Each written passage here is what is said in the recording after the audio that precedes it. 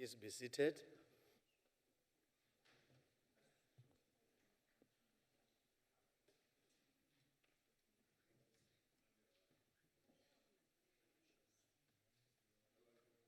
Does any member wish to give notice of a motion?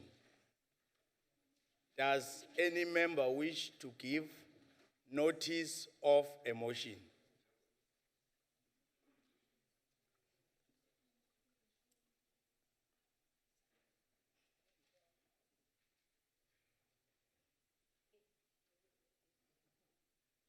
Honorable Lebuskaghen.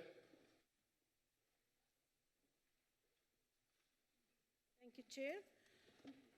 On behalf of the Democratic Alliance, I hereby move the following notice of a motion that, based on the welcomed comments by the Minister of Human Settlements, Lindiwe Sisulu, to the Construction Industry Development Board regarding selling tenders to larger companies for quick profit, we call on the Council to debate the manipulation of BEE processes by smaller companies to curb the millions of rands that could have been spent on job creation and delivering more services to the poor. I so move.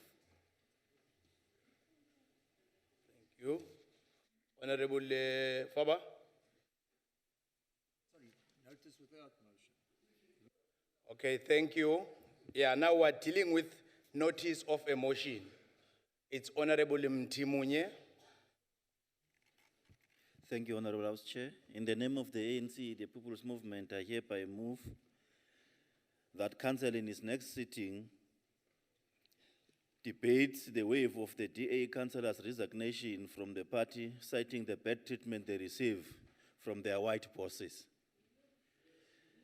In the unstable Tweedkloof municipality, the Deputy Mayor Mlula Michaka resigned due to the bad treatment he received from his bosses. Chaka was a ward councillor in Grootbouw. Councillor Wonik October also could not stand the DA arrogance until an ill treatment and decided to leave the Democratic Alliance in the Western Cape, Ward 1, Cape Algas municipality. Councillor Jury Haramse, a councillor of Ward 13 in Oudtshoorn, also decided to leave the DA and vote with the ANC to give the ANC control of the municipality. I hereby move. Honorable De Pierre. Honorable Chairperson, I hereby move that Council in the next sitting debates the financial affairs and vote buying by the DA around the city of Cape Town after a National Treasury report found that the city inflated its budget for indigents, which is viewed as a way of buying votes. 2, what has been dubbed the DA's 3.3 billion votes buying scandal was exposed in a report tabled by the Treasury to the Mayor and her advisors last week. Treasury revealed that 1.9 billion is spent on free services to people who do not qualify for it. This is in the Treasury report.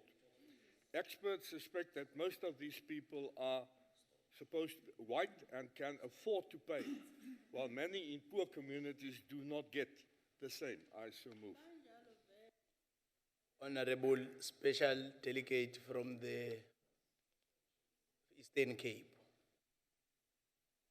Honorable Chairperson, on behalf of the Democratic Alliance, I hereby move the following motion with notice that until March 2011, the Grahamstown Foundation received an annual heritage grant from the Department of Arts and Culture, which ceased without warning or consultation on the 30th of March 2011. If this grant is not forthcoming, the Foundation will be forced to terminate the institution and its projects, which will have a negative impact on the arts and education and lead to job losses.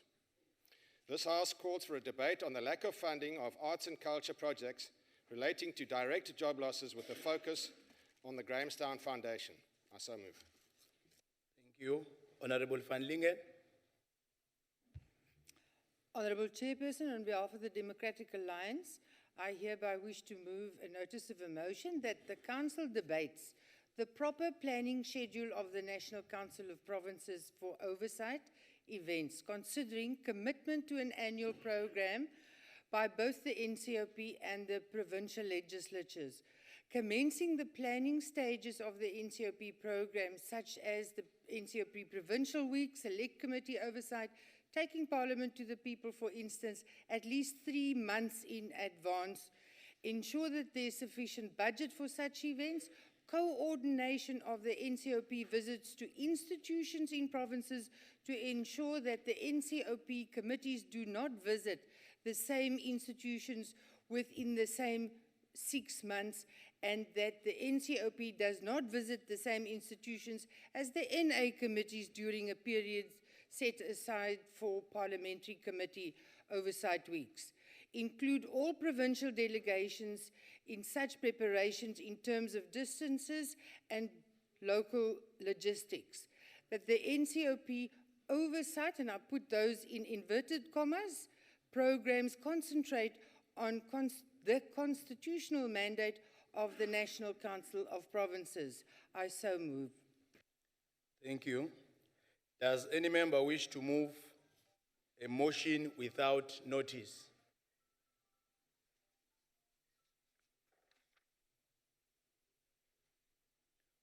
Honorable Makue.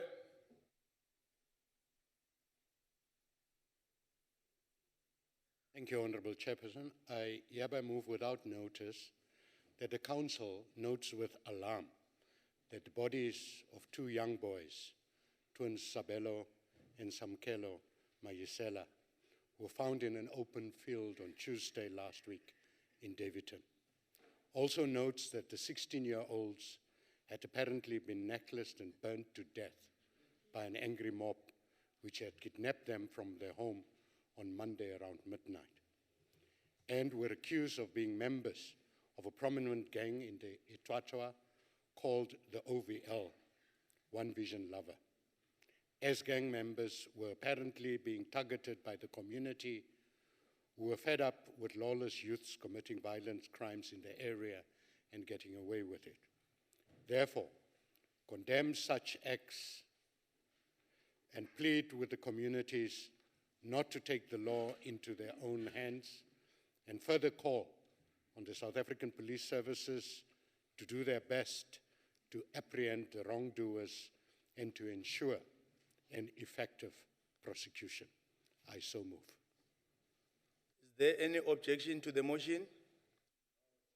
The motion is agreed to in terms of Section 65 of the Constitution. Honorable Chetty.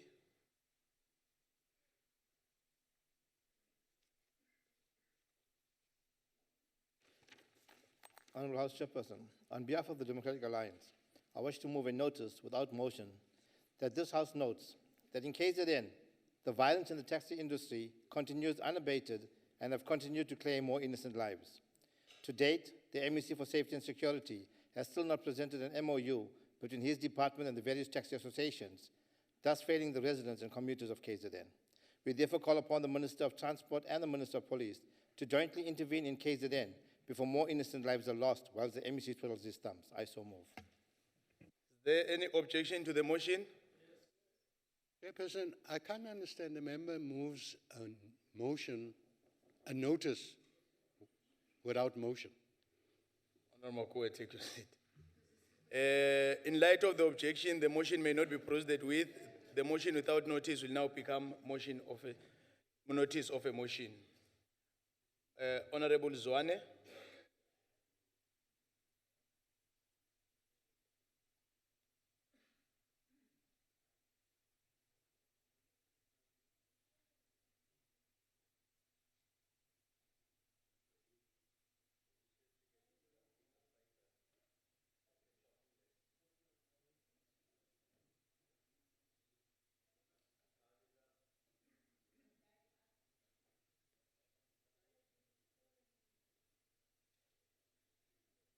Honorable Zwane,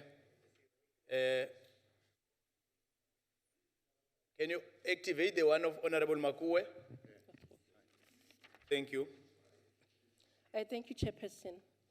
On behalf of the African National Congress, I hereby move without notice that Council 1 notes with congratulations that on the 10th of September 2015, Wits University announced the discovery of a new species of human relative, and named it Hormona Lady. 2, and that the fossils were revealed for the first time during an international launch at the Marupingi Visitors Center in the Cradle of Humankind World Heritage Site, attended by representatives from the South African government, participating researchers from all over the world, as well as local and international media. 3, Council further notes that this followed after Professor Lee Becker, research professor in the Evolutionary Studies Institute at VET, and a team of researchers, carvers, and explorers announced in November 2013 that they had discovered a significant fossil found in a cave known as Rising Star in the Cradle of Humankind, some 50 kilometers northwest of Johannesburg. 4, this historic discovery is a single largest fossil hominin found yet made on the African continent. 5, we therefore commend the team led by Professor Lee Becker and wish them well on their adventures. I so move. Is there any objection to the motion? The motion is agreed to in terms of Section 65 of the Constitution. Honorable Faber.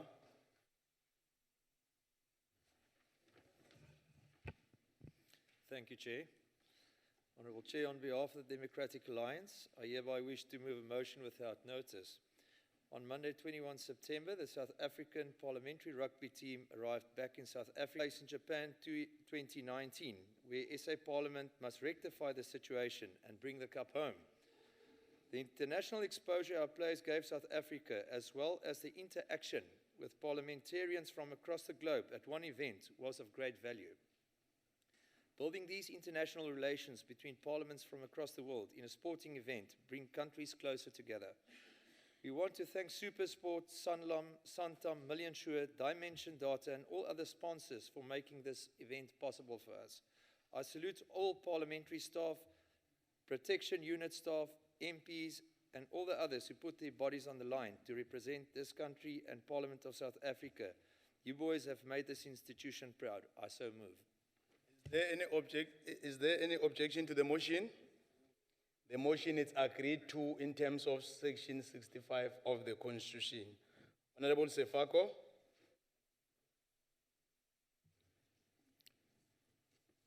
Thank you, Honorable Chairperson. On behalf of the African National Congress, I hereby move without notice that the Council knows with appreciations that the anti-corruption campaign in KZN is yielding some results, that most of R500 million that was stolen by government officials in KZN during the 2014-2015 financial year was recovered from fraudulent tenders. Also knows that from the operation by the Special Investigating Unit in KZN, 536,500,000 was recovered during the period. Further note that some of these recoveries are from fraudulent government tenders in 2014. Fraudulent tenders and the bribe of South African Police Service officials, Land Affairs and Rural Development Department, a government employee through the completed forfeiture of asset, the South African Council Security Agency, and officials who benefited irregularly from housing subsidies. And know that the further investigations are still ongoing, even in other departments. Therefore, commend such a move by the KZN government in combating corruption. I so move. Is there any objection to the motion? The motion is agreed to in terms of Section 65 65 of the Constitution. Honorable Groenewald. Thank you, Honorable Deputy Chairperson. On behalf of the Democratic Alliance, I want to move the following motion without notice. A total of 449 nurses graduated in the Northwest Province at the Mayukeng and Clarksdorp nursing colleges. They graduated in different areas of nursing science and are ready to put their newly acquired skills at the service of communities in the province. The DA want to congratulate the class of 2015 for acquiring their qualifications. We also believe that each of them will be true to the nursing pledge they undertook. I so move. Is there any objection to the motion?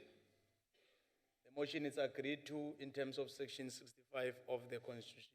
Honorable Timbi. Thank you, Chairperson.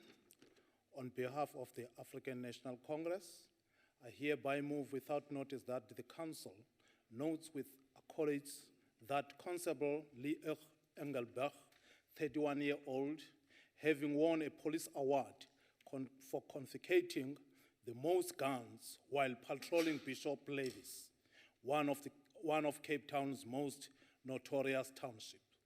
5 years ago, he continued to show heart for his people.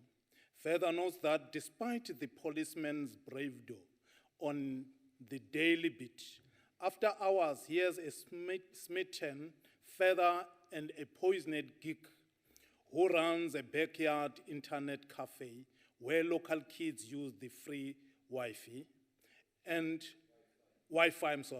photographer of him sharing his lunch of takeaways, fish and chips with elderly homeless woman, Magdalene Duplessis, who sleeps next to a strip mall in Kraaifontein on Cape Town's northern outskirts. Also notes that from his goodwill, different organizations, companies, and individuals are coming into the fore to assist Auntie Magdalene to end her 2 years loneliness since the death of her husband. And that this patrolic police officer also aims to get a shelter for the woman. Therefore, our applause to him and other officers who are dedicated in serving our community. I so move, Chairperson. Thank you. Is there any objection to the motion? In light of the objection, the motion may not be proceeded with. The motion without notice will now become notice of a motion.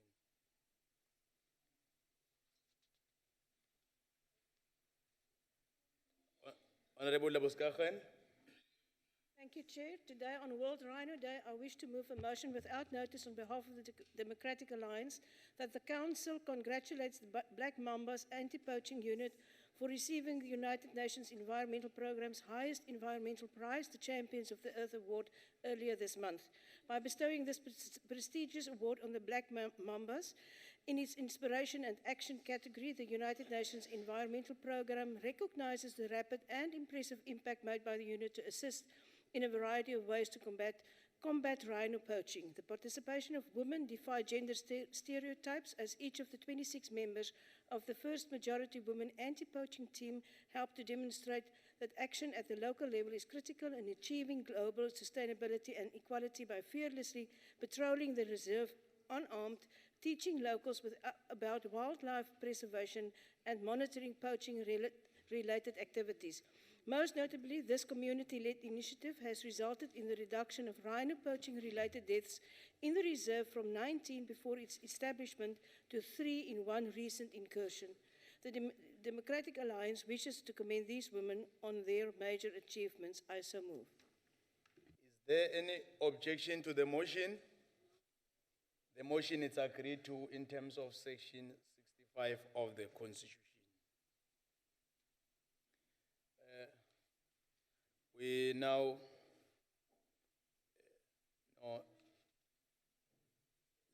let me have you as the last one in these 20 minutes, Honorable Dlamini. No, Honorable Osakheid, you can't have two. Let's have the last one. It will be Honorable Dlamini. Thank you very much, Honorable Chair. On behalf of the mighty organization, the African National Congress, I hereby move without notice that the Council notes and welcome in applause that a 15-year-old Leroy Mokgatle did South Africa proud by winning a gold medal at the prestigious Guinea International Ballet Competition hosted by the Royal Academy of Dance in London last Saturday. To also note that he earned this prestige after ending on top out of 76 contestants from around the world at the finals, and he also presented with the Margot 14 Audience Choice Award. Further notes that the competition was named after the Royal Academy of Dance's first president, Dame Adeline Genie. Having been raised by his grandmother after his mother's death in 2007, Leroy hailed from the Bafokeng tribe from Phokeng near Rustenburg before studying at the Art of Motion School in Randburg, Johannesburg in 2013, where amongst his achievements at the school include winning the junior contemporary gold medal and the junior classical medal at the South African International Ballet Competition in Cape Town in 2014. Therefore, we congratulate him and commend the hard work done by his trainers. I so move. Is there any objection to the motion?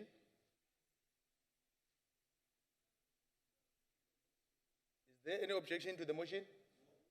The motion is agreed to in terms of Section 65 of the Constitution.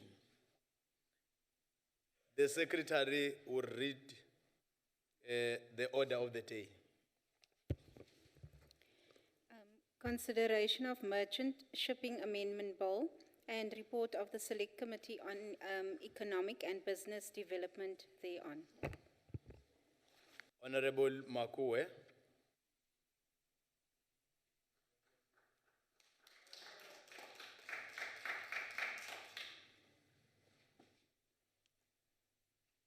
Thank you, Chairperson, Honorable Chairperson, and NCOP members. It is my pleasure to present the Merchant Shipping Amendment Bill for approval to the NCOP. This bill amends the Merchant Shipping Act of 1951 so as to give effect to the Maritime Labour Convention 2006 and the Work in the Fishing Convention 2007, also referred to as C188, and to provide for matters connected therewith. The bill was introduced in the National Assembly as a proposed Section 75 bill, and an explanatory summary was published in the Government Gazette number 38025 of the 25th of September 2014. The bill was presented to the Select Committee on Economic and Business Development on the 11th of August 2015. The Select Committee considered the bill with favor and unanimously agreed on its presentation to the NCOP for approval.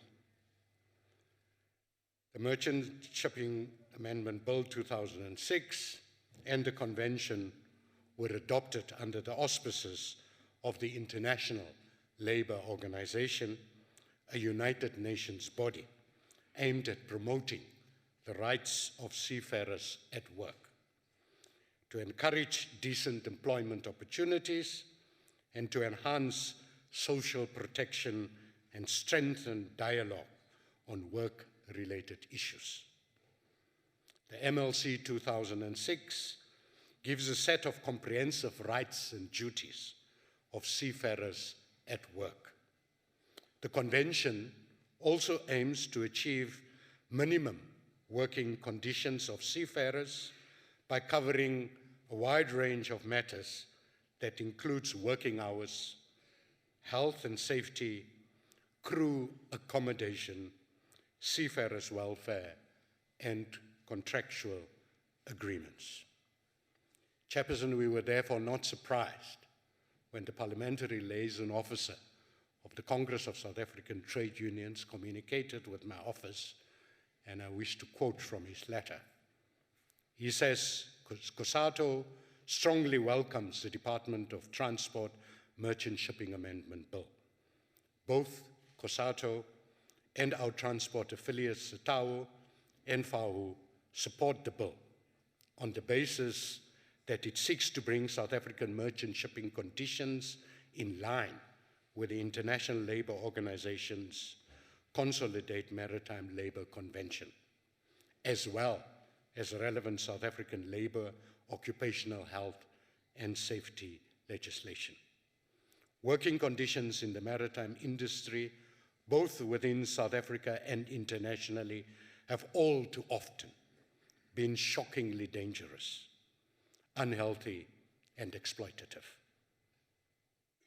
He goes further to say that we in COSATU believe that the bill will go a long way towards bridging many of the legal loopholes that have allowed such outrageous work conditions to exist for far too long. He concludes by saying, we therefore wish to express to the Select Committee our support for the adoption of this progressive bill. We further call upon government to ensure that the bill is implemented in full when signed into law, unquote. Chairperson, the Republic of South Africa has ratified the convention on the 7th of June 2013 already. The Department of Transport amended the Merchant Shipping Amendment Act 1951, Act number 57 of 1951, to give effect to the NLC 2006 and C188, and attended to all the necessary requirements related to the amendment of the Principal Act. Because of this work done by the Department of Transport, we are confident to present this bill to you today. The bill has 31 clauses, and the details can be gleaned from the Act itself. Comments on the bill were received from Bowman, Gilfillan and Partners, which is a group of attorneys, from the National Economic Development and Labour Council, where business, the private sector, trade unions and civil society meet with government, from the SI, so South African Maritime Authority, and also very importantly for us in the Select Committee, from the State Law Advisor. And officials from that department were present during the presentations that were made and ensured us that the bill conforms to our progressive legislation. Their comments, Chairperson, are accommodated in the final draft bill. Chair, the Department of Transport, therefore, requested the Select Committee on Economic and Business Development to consider the bill and to present same for the NCOP to approve for assent by the President. I have the pleasure of doing so on behalf of the Select Committee, and I thank you, Chair. Thank you. That concludes the debate. I shall put the question. The question is that the bill be agreed to. In accordance with Rule 63, I shall first allow political parties to make their declarations of vote if they so wish. We shall now proceed to the voting on the question. Members will vote by pressing in favor, against, or abstain buttons. We are voting, honorable members.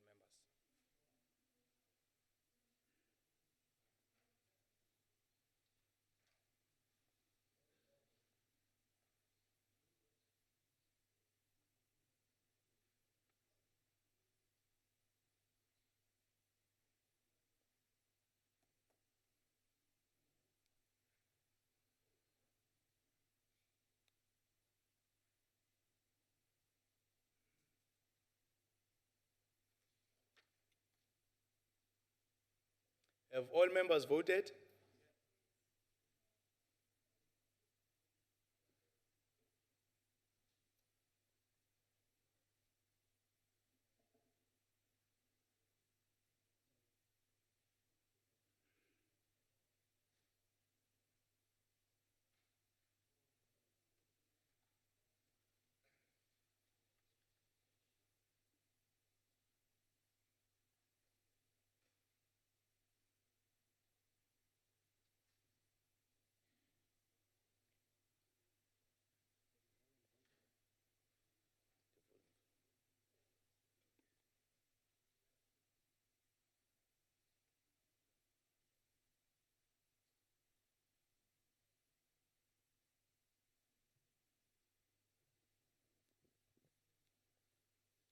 Thank you, honorable members. 34 members voted in favor, and we have 2 abstentions.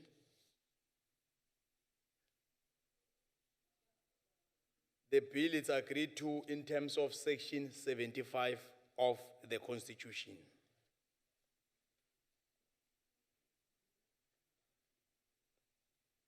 Honorable members, we now come to the first subject of discussion as printed on the order paper. The Honorable Deputy Minister of Arts and Culture, Honorable Mabuda Fasi.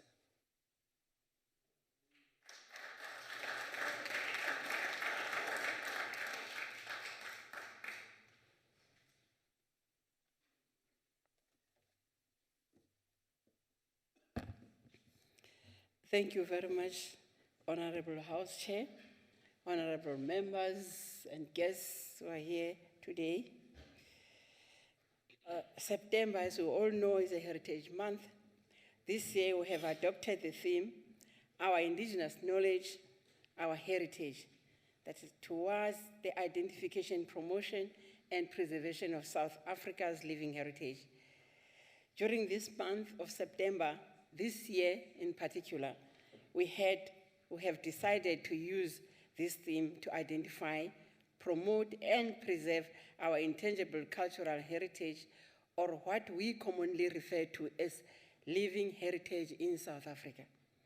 Living heritage is the foundation of most communities in South Africa. It is an essential source of identity and continuity.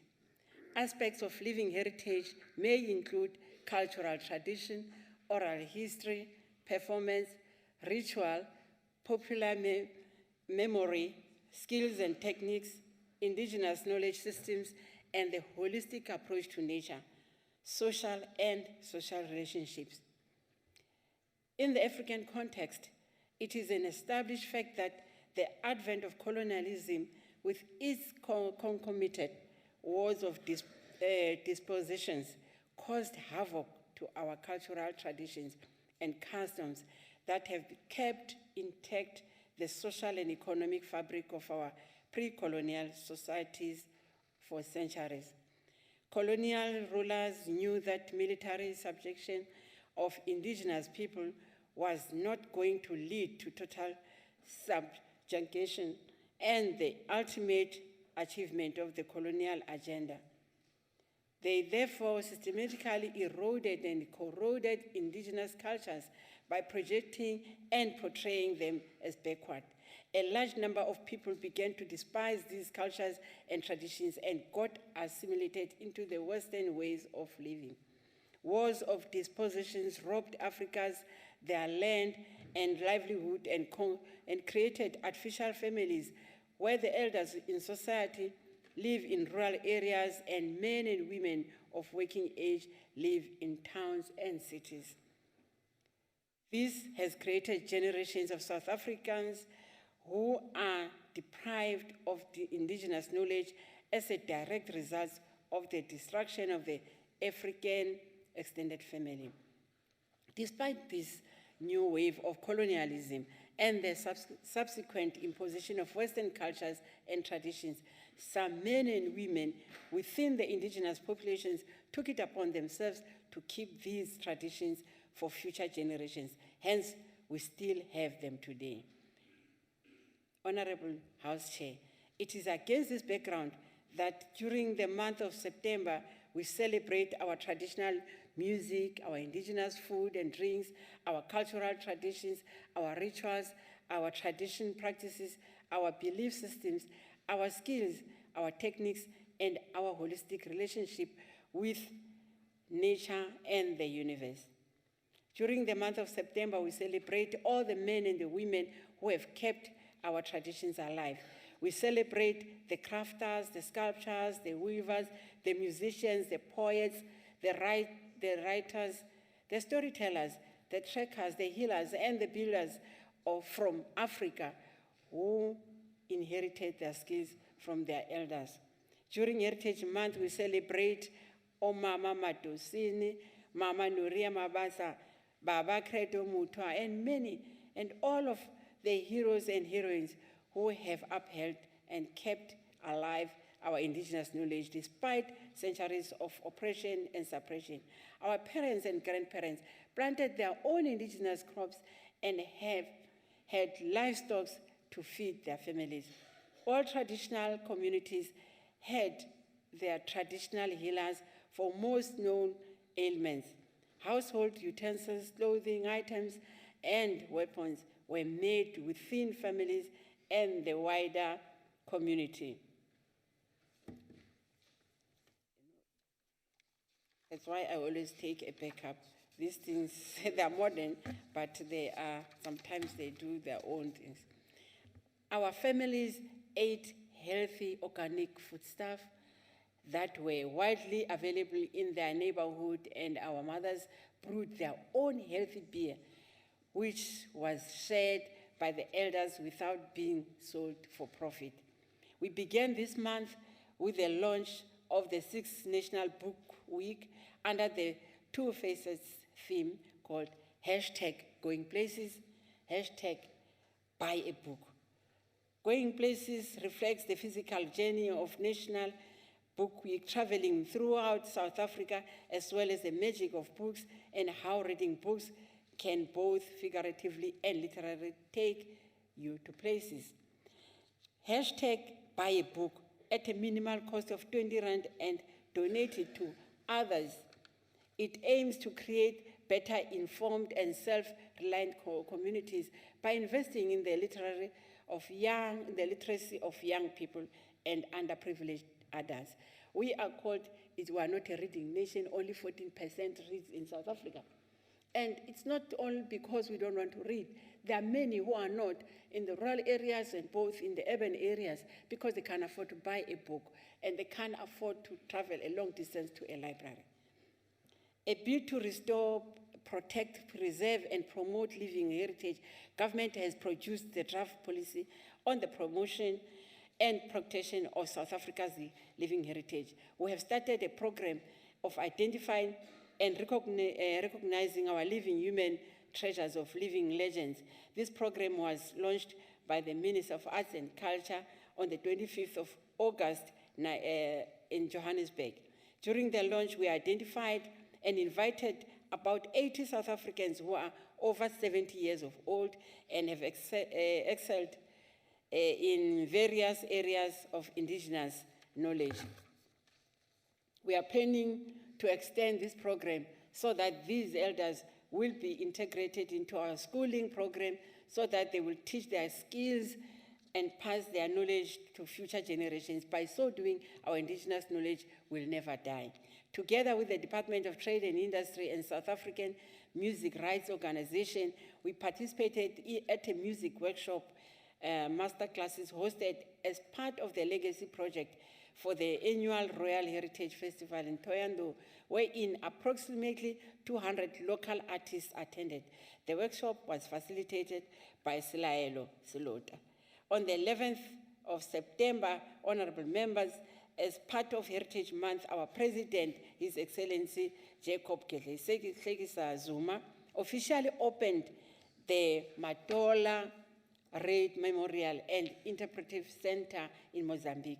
This memorial was built to honor Umkhonto weSizwe combatants and one Mozambican national who were killed by the apartheid South African Defence Force during a raid in 1981. For the first time since the raid, this project made it possible for the few survivors of family members to meet in Matola to pay homage to their comrades and their beloved ones. As government, we see this as part of a healing process. Honorable members, from the 10th till the 12th, we held the annual Mushito conference in partnership with the SAPC. During this event, we bring together all role players in the music industry, where skills are shared ranging from business skills and artists and assisted in marketing themselves. On the 15th of this month, the Minister of Arts and Culture launched the National Heritage Monument through unveiling the first 55 life-sized statues of men and of women of all races who fought against colonialism and apartheid. These statues will be amongst the 400 statues that will form the focal point of the National Heritage Monument taking shape in the Grondhof, Pretoria. The monument will form an everlasting tribute to the fight against dispossession, colonization, and apartheid. This project is the first of its kind in the history of South Africa, where in one space you have historical figures from the pre-colonial, colonial, and apartheid era being showcased as the true testimony of their contribution in shaping the democratic South Africa that we have today.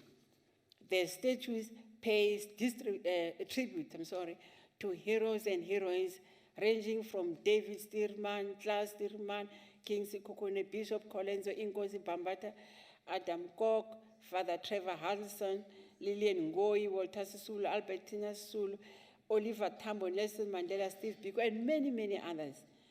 This project is indeed a nation-building project because it recognizes people across race, color, ethnicity, gender, creed, and political affiliation. On the 16th of September, the President held a meeting with South African artists who have organized themselves into a single organization so that they can speak with one voice representing the industry. These men and women will represent the interests and artists from all walks of life.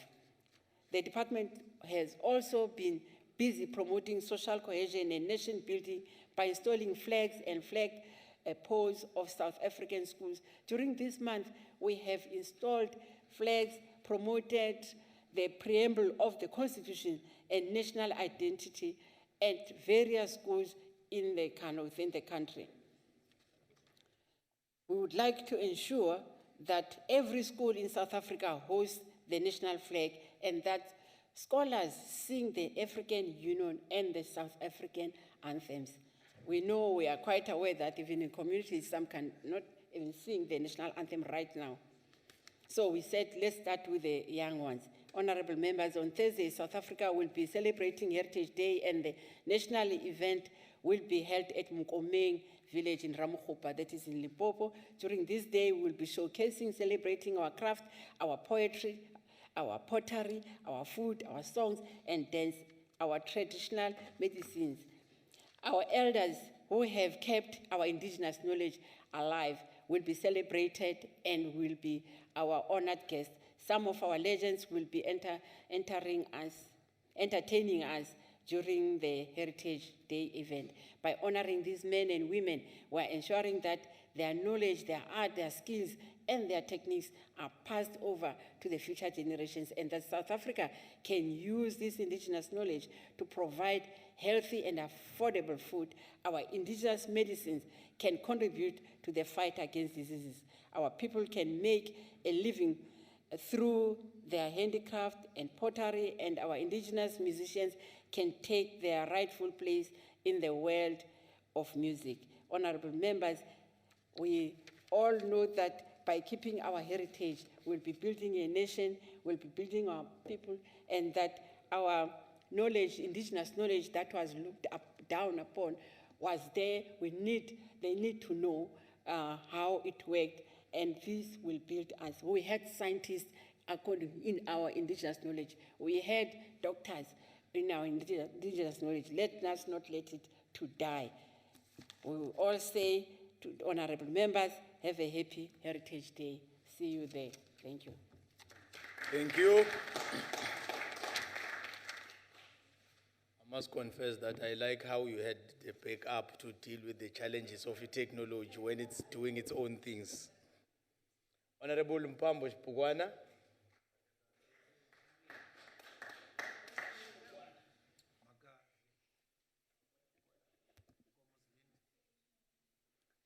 Sekela mhlali ngaphambili obekekileyo.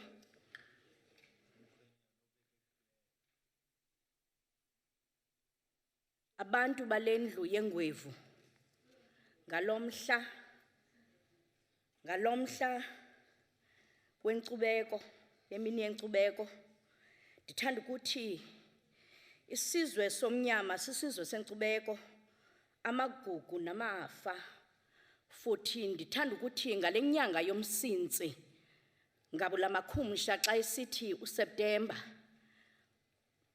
nyanga yabo bakhubazeke ngokwendlebe abazisithulu hlali ngaphambili imfuneko yokuxelela uMzantsi Afrika sibonakalisa ubunkokheli kule ngxoxo mpikiswano yinkcubeko yethu futhi namhlanje ibisele igxeleshekile kakade le yimini yamagugu nenkcubeko inkuthazo ngokwelwimi amasiko nezithethe kwisizwe somnyama ngabula makhumsha the Rainbow Nation masenje nje ke sekela mphathiswa singawalibali namalungelo kwabo bakhubazekileyo ngokuba umgaqo seko uthi masibabandakanye. The living heritage deputy chairperson, as you just said, if it's disrespected, the braille as a language of the disability in museum, which means you need to go back to your drawing board and set the rights of the people with disability on the throne. Akho mntu khetha ubuzo azala nabo kokuqala mandoleke umsundulu ngelithi futhi nenhlungu yengcinezelo yimbali yethu nethe yayenyaniswa nathi uguqulo ke kubalekile sijonga umgombo weDA kwinkululeko ukulingana namathuba kuba thina bosopolitiki sifuthaniselana sifundisa uluntu kulomzantsi Afrika umtsha malunga bekekileyo alendlu yengwevu ndifuna ukuthi kuni njengenkokheli noxanduva thina emagxeni ethu ekugcineni nasekukhuseleni inkcubeko yethu kungoko kufuneka sidlala indima yethu senze uluntu lwethu lwazi imbali yalo yamandulo sekela mhlali phambili mntakanyambi ndifuna ukuthi more importantly we also need to address the present and look upwards towards the future by continual creation, transformation and adding new ideas to old ones. We have to acknowledge that we must work towards every South African feeling proud of who we are and where we are going if we want to heal a divided society and create social cohesion. Honorable Chairperson, emva kweminyaka engama-21 sixhamla intando yesininzi uluvo lukatata wethu uMandela uMadiba lubeze sithuthuke eziphelele eboyeni ngabula izinto ezenzekayo njengowasetyhini orhubuluze ngexesha lengcinezelo ndiyazi ukuba kuthetha ukuthini ukuba ngummi waseMzantsi Afrika mna buqu ubuzwe bam kuMzantsi Afrika wocalucalulo lwagxishwa yingqondo bugqwirha orhulumente wangoko imfundo yam umsebenzi wam nokuba nditshata nabani na bugqitywe ngabo ons denkwyse was undaan van alle trots ons geskiedenis byna uitgewis het geen eer.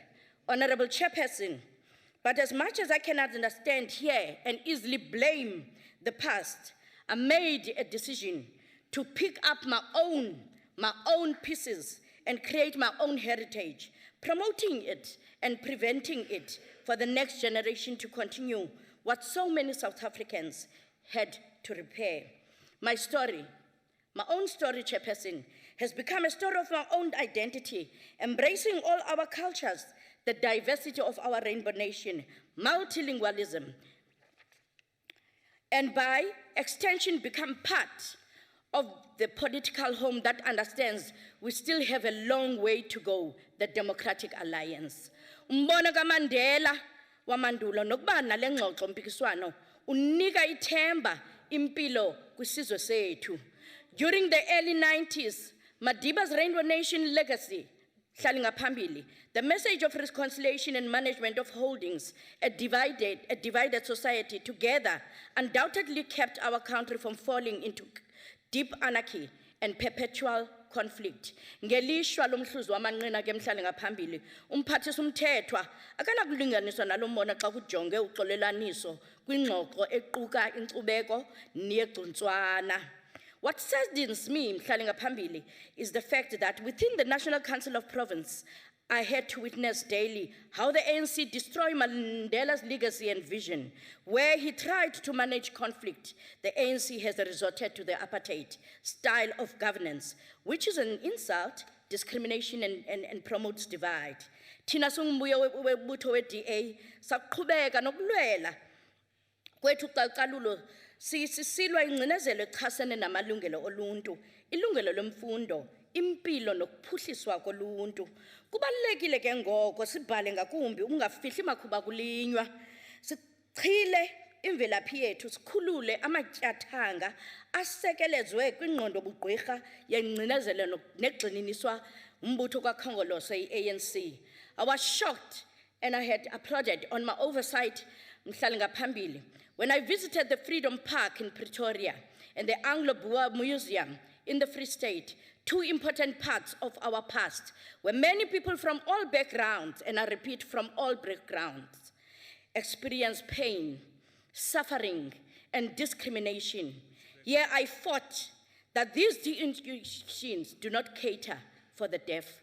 How can we, Sekela Mphathiswa, Deputy Mphathiswa, how can we forget the disability when they are rightfully had to be included constitutionally, still have the education of our history denied to so many South Africans, which is a direct infringement of our constitutional right.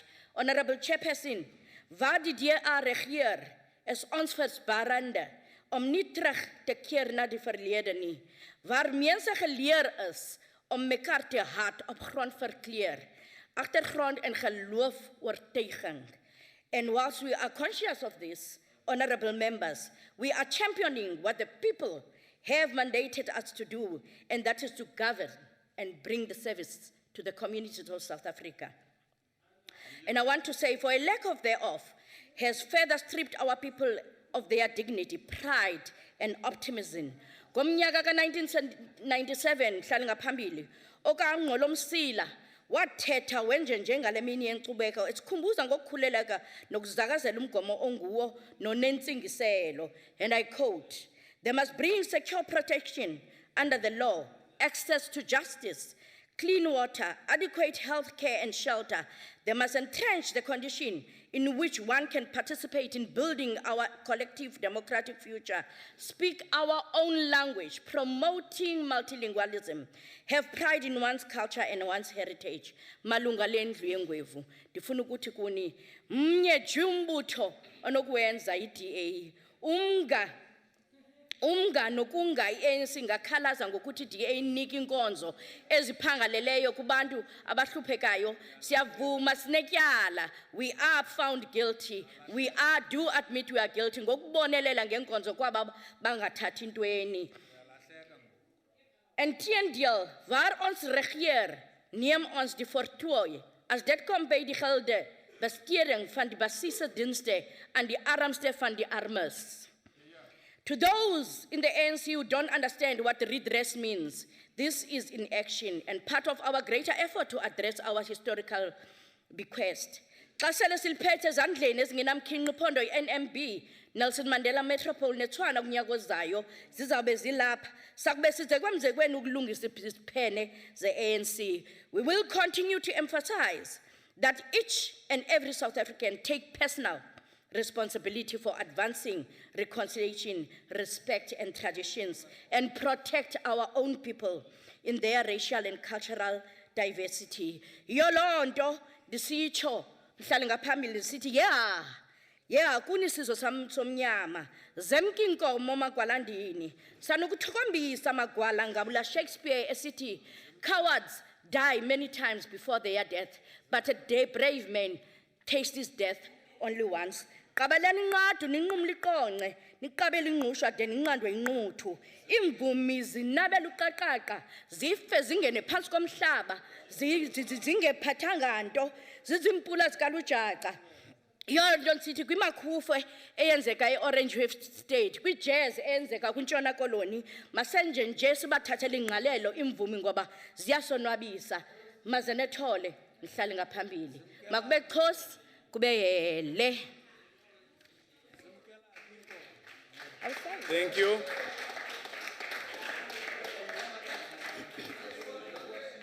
Order, honorable members. Honorable members, order. Honorable members, as this is Parliament of the People of the Republic of South Africa in the National Council of Provinces today, allow me to acknowledge the presence of learners and educators from Pagamile Combined Primary from our beautiful Eastern Cape province.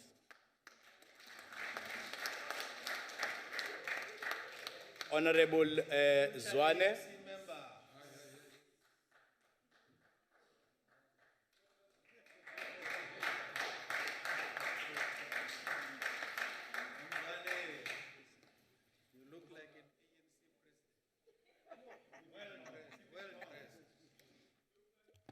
Thank you, Chairperson. Honorable members of the National Council of Provinces, our guests at the gallery, the learners, future leaders of the ANC, of course, that have come to learn how things are done by the movement of the people. At the outset, Chairperson, let me just take this opportunity to pay my respects to the king, the late king of the Zulu nation, Inkosi yamaZulu esiyakhothama, eyaphangalala ngomhla 22 September 1828. Ushaka. Ushaka ngisaba ukuthi ushaka. Ushaka kwakuyinkosi yasemashobeni. Izizwe zonke ziyizwile kulila. Izwe kudunjwa seyengweni.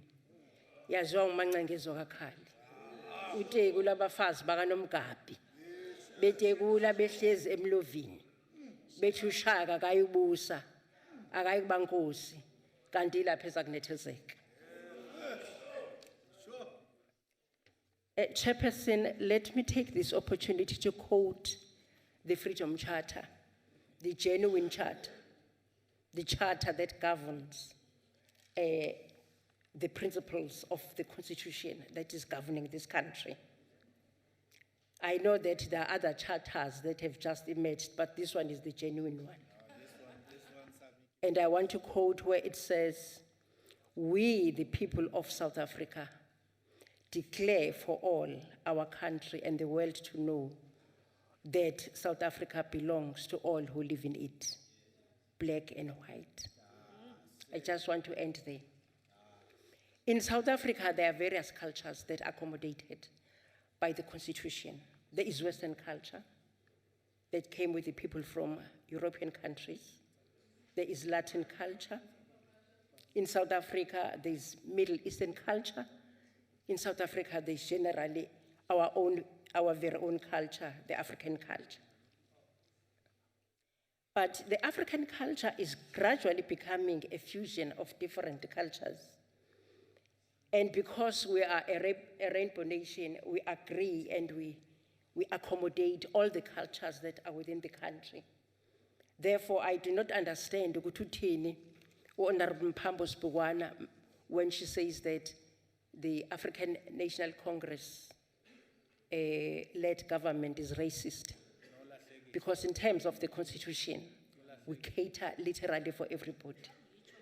She also makes mention of the fact that in all the government processes and services, we've actually left out people living with disability, particularly the deaf. Yet, as I stand here, Chairperson, there's sign language there. They actually understand all proceedings of all the houses and of all the functions and everything that the government is doing. So they are accommodated in terms of laws that are governing this country. So that is misinforming the public, and we are not going to accept that. There is an argument that places us on the mark that says that South Africa is a cradle of mankind.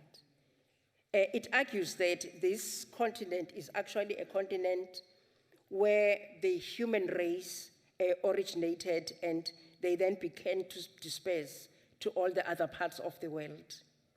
So in that respect, Africa is a great continent, and South Africa is part of that great continent that is meant to have been a point of origin of mankind. This argument is by the University of Colorado.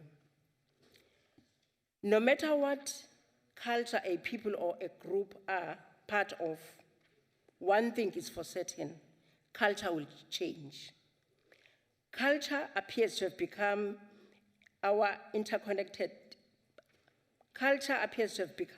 key in our interconnected world, which is made up of so many ethically diverse society, but is also at times getting riddled by conflicts that are associated with religion, ethnicity, ethical beliefs, and all elements which essentially make up culture, like the work of arts, literature, music, cultural achievement, religion, language, philosophy, history, and all those things that have been passed on from earlier generations to the present generation. Culture is no longer fixed, it is fluid. But I also wish Chairperson to draw a comparison between modern culture and traditional culture. Modern culture has got a tendency to create its own environment. It builds cities, massive structures, and teaches that nature is meant to be manipulated to be the source of jobs and wealth for its human masters. It tends to see itself above nature. Its religions commonly cast humans as pinnacle of nature. Modern culture thrives on change and adds new technologies and ideas at an increasingly alarming rate. In contrast, traditional culture lives in close contact with its environment. It teaches that nature must be respected and must be cooperated with. It teaches the culture of Ubuntu, which is a social philosophy for African that promotes an obligation of humans towards the welfare of one another while taking responsibility for the environment. It teaches that mutu ki mutu ka batho. It is not selfish, like all the other cultures.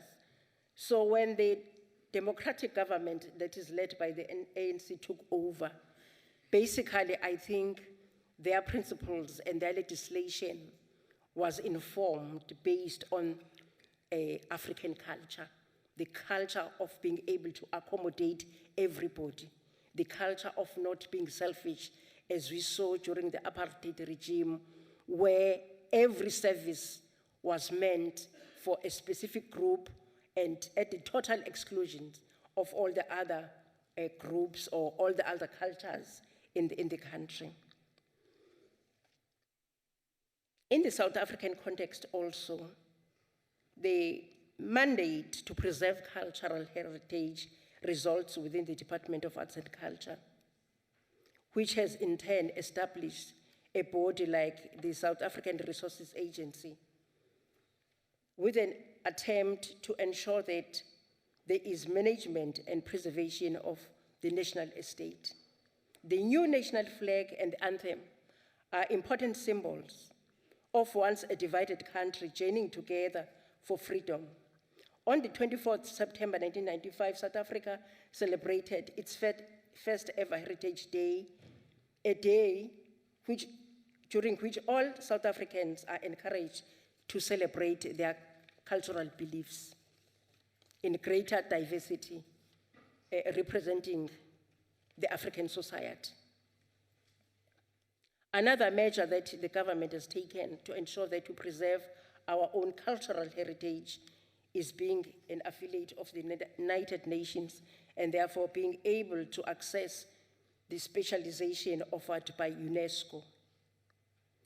UNESCO has a huge responsibility of ensuring that globally, not only in South Africa, but globally, world cultures, natural heritage are actually preserved. This involves tangible cultural heritage, which includes manuscripts, sculptures, paintings, coins, artifacts, and also such things as monuments, archaeological sites, and statues. Whereas they also preserve intangible culture that is made up of oral tradition, performing arts, rituals, and all the other related aspects of culture. But I do want to say that it is also important that whilst we preserve culture, we do not infringe on human rights. There are tendencies where some of the cultural practices in other areas infringe on human rights. The culture like ukthwalwa or marriage by adoption Honorable Zwane. is one culture Honorable Zwane.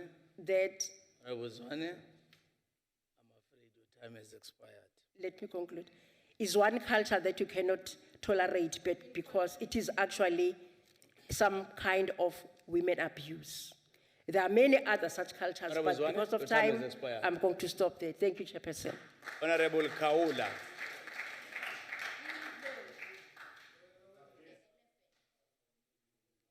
There's no need for me to remind people that are going to that podium, not for the first time. You know where there's the time.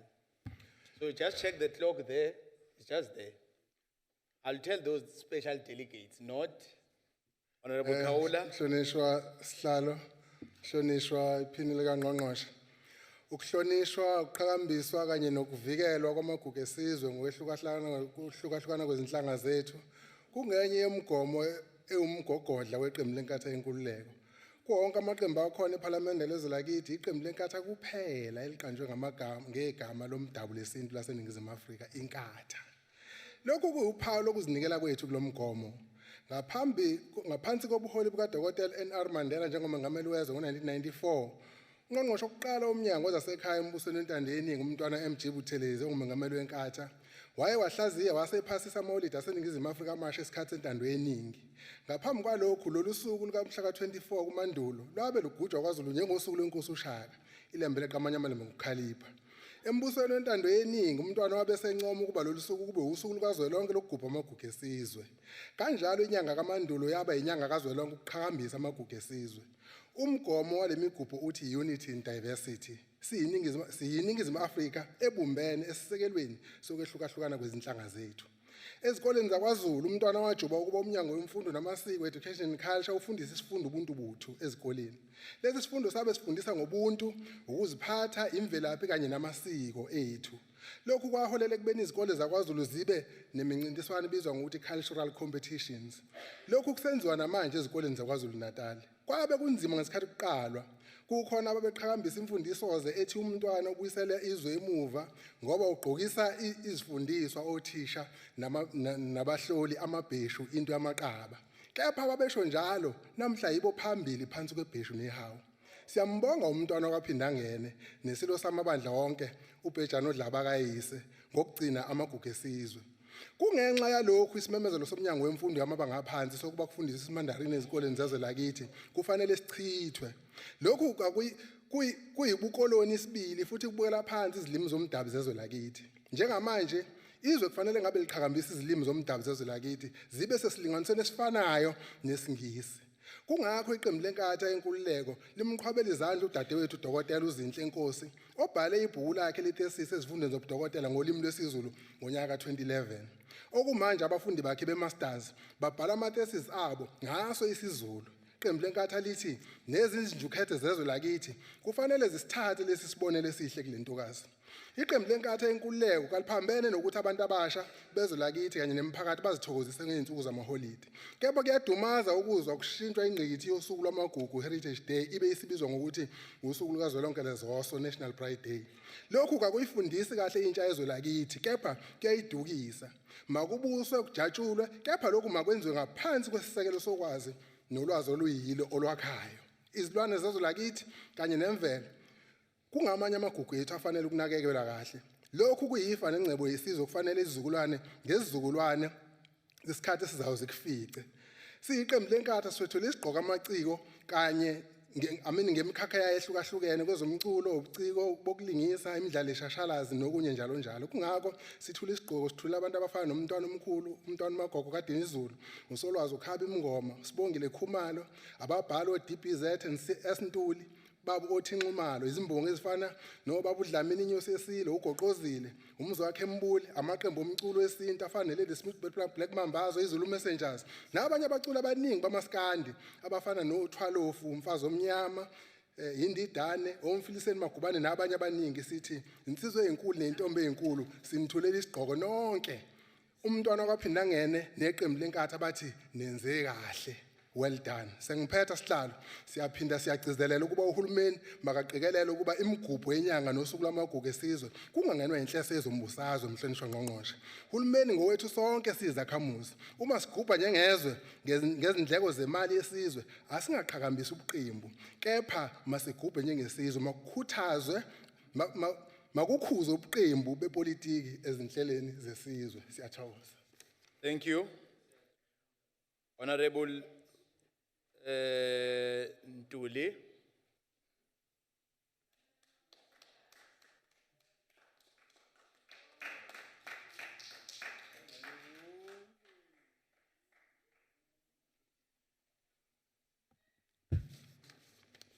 Bingelele, House Chair, honorable members, fellow South Africans, ladies and gentlemen. It is a profound honor for me to represent the people of KwaZulu-Natal in giving a message on our Heritage Month. During this month, we celebrate our heritage and the diversity of our cultures as one people that are joined together by a common desire of building a society that values Ubuntu, non-racialism, and non-sexism. Heritage only became meaningful to our people post a democratic dispensation in 1994. Hence, we had been brainwashed and deprived our own. We salute the ANC government who opened our eyes in this regard. Furthermore, September was declared a Heritage Month, and it was never before. We applaud all our artists who never gave up, even in those dark days. Some were assassinated and others escaped to exile. Hence, their messages were felt. This was witnessed by the late President Madiba when addressing Heritage Day in Robben Island in the year 1997. I quote, "It is a great joy for me that we can all come as free South Africans to Robben Island, and even more than that, we are gathered to celebrate our joint heritage as a nation, acknowledge this heritage in the context of our commitment to democracy, tolerance, and human rights. In affirming a joint heritage in this place, we are reminded that our noble ideals were spurred even more by their long denial that today's unity is a triumph over yesterday's division and conflict. Kwaze kwaba nemfundisoze kuthiwa abantu ababuthenge ubulungu babe amazemtiti exempted. Kwaze kuze kuthiwe abantu mangabe umuntu wakubo esehambile emhlabeni bangaphindi bakhulume ngaye useyidimoni. Siphuma ke endaweni enjalo eyayingasirecognize ukuthi thina singobani. Chairperson, we also bear in mind a history and heroism of our forebears who fought in the Fourth Frontiers War against colonialism. We salute them for fighting social justice in opposition to apartheid and its policies of segregation. We celebrate our heritage and the need to preserve its values. It is this regard that we must, as part of celebrating our heritage, we pay due focus on our history and symbols of remembrance. Sibonga uhulumeni ka-ANC ngokusupporta wonke ama-programs e-heritage asesithe mase sivuleka amehlo sakwazi ukuthi siwalandele njengalapha kwaZulu Natal sinemkhosi eminingi esiyenza nokuhlanganyela nendlunkulu nongangezwe lakho umkhosi omhlanga umkhosi wesivivane umkhosi okweshwama kanye neminye. At the advent of the democratic dispensation in South Africa in 1994, as we inherited a legacy that systematically relegated to the periphery of mainstream heritage management, any heritage resource belonging to previously oppressed groups of our society. The set of laws enacted from 1911 to the advent of democracy virtually entrenched these imbalances where only heritage resources belonging to the minority received preferential treatment. South Africa gave birth to the Rainbow Nation emanating from embracing and respecting all those who live in it, as per the Freedom Charter, of which is the founding document of the ruling party ANC. This signifies one nation, many cultures, aiming at the diversity of our country. Therefore, we value our culture, tradition, and beliefs, and unity, cohesion, and nation building remains the fundamental core of our heritage. It is a common knowledge that monuments, in a sense, about values of the people whose sentiments are monumentalized for remembrance by such phenomena. To illustrate these, studies conducted on the eve of our democratic state painted a horrifying picture of heritage symbols and monuments that had been created and erected.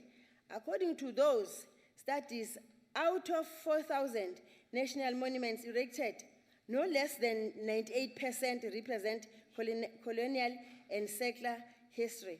The remaining 2% consistent of natural heritage in the form of geological, archaeological rock sites. This picture, Chairperson, and the House speaks of the legacy that we inherited in South Africa when democratic dispensation was ushered in 1994. Monuments assist us as communities to monetize living heritage held by bare communities of one kind or other. This, therefore, suggests that the living heritage held by previously oppressed groupings of our society in South Africa remains in danger of being forgotten. The new dispensation, therefore, affords us the opportunity to mobilize communities to take greater interest in identifying heritage resources, particularly living heritage held within such communities, and assist government in the promotion and preservation of the same. Our Constitution gives a solid and tremendous support to our heritage. For instance, the indigenous languages form part of the official languages of our country, whereas in the past, they were not recognized at all. We were treated as foreigners in our own motherland for us to succumb in oppression languages. Heritage sites are the most attraction for tourism, and we hope that eventually relevant communities will fully benefit from them. Therefore, as the people of South Africa, we have a golden opportunity to work for the non-marginalization of our indigenous knowledge systems and our heritage in general, so that it is preserved for posterity.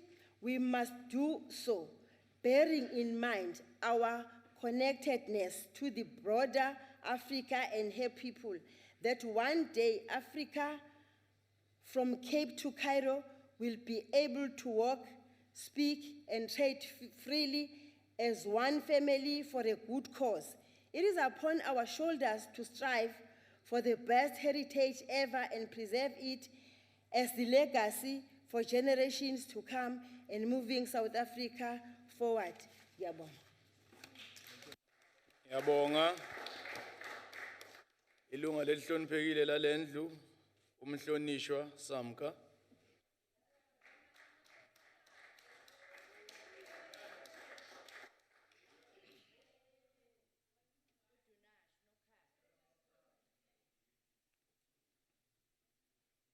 Enkosi sihlalo walendlu.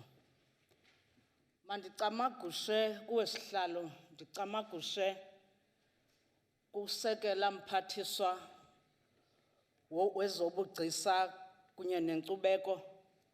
Ndicamagushe kumalungu alendlu. Ndithi makube Xhosi, makube hele. Ndithi inkosi mazithambe izicaka zivumile. Ngale nyanga yamagugu namafa, ndithi umzontsundu, isizwe sikaPhalo sikantu, namhlanje sikule nyanga yamagugu, sikhumbula apho sivela khona. Yabe imbali isixelela kakuhle into kokuba sisuka phina kunye nale nyanga xa sithetha ngamafa kunye namagugu. Yatsho ke sihlalo walendlu lento yandikhumbuza ukufika kukaSir George Grey ngo-1858, efika kulaa mhlaba wakuCentane kwelaa phondo leMpuma Kapa, apho lento isisithethe namasiko iphilwa khona. Efika apho abantu balaa mmandla wakuCentane babephila kukuzenzela, bephila kukulima, bephila kukufuya.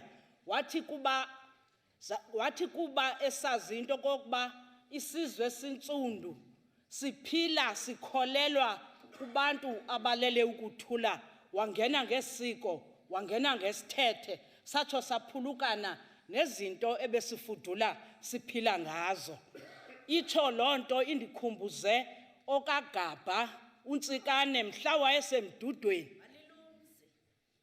Mhla wayesemdudweni eprofetha esithi isizwe sintsundu ize sincede singayamkeli imali iqhosha elingenamthunja, sesamkela iBhayibhile. Ezi zinto ziboniwe ngabantu abadala, ezi zinto ziboniwe ngabaprofethi, into kokuba kwawuthi ngexesha apho esesikhululeke khona, apho kufanele into kokuba sibuyele embo, ezi zinto zilahleke kuthi ezingqondweni, bazibone kwangaphambili. Ndithi ke makhe ndiyichaphazele loo nto namhlanje.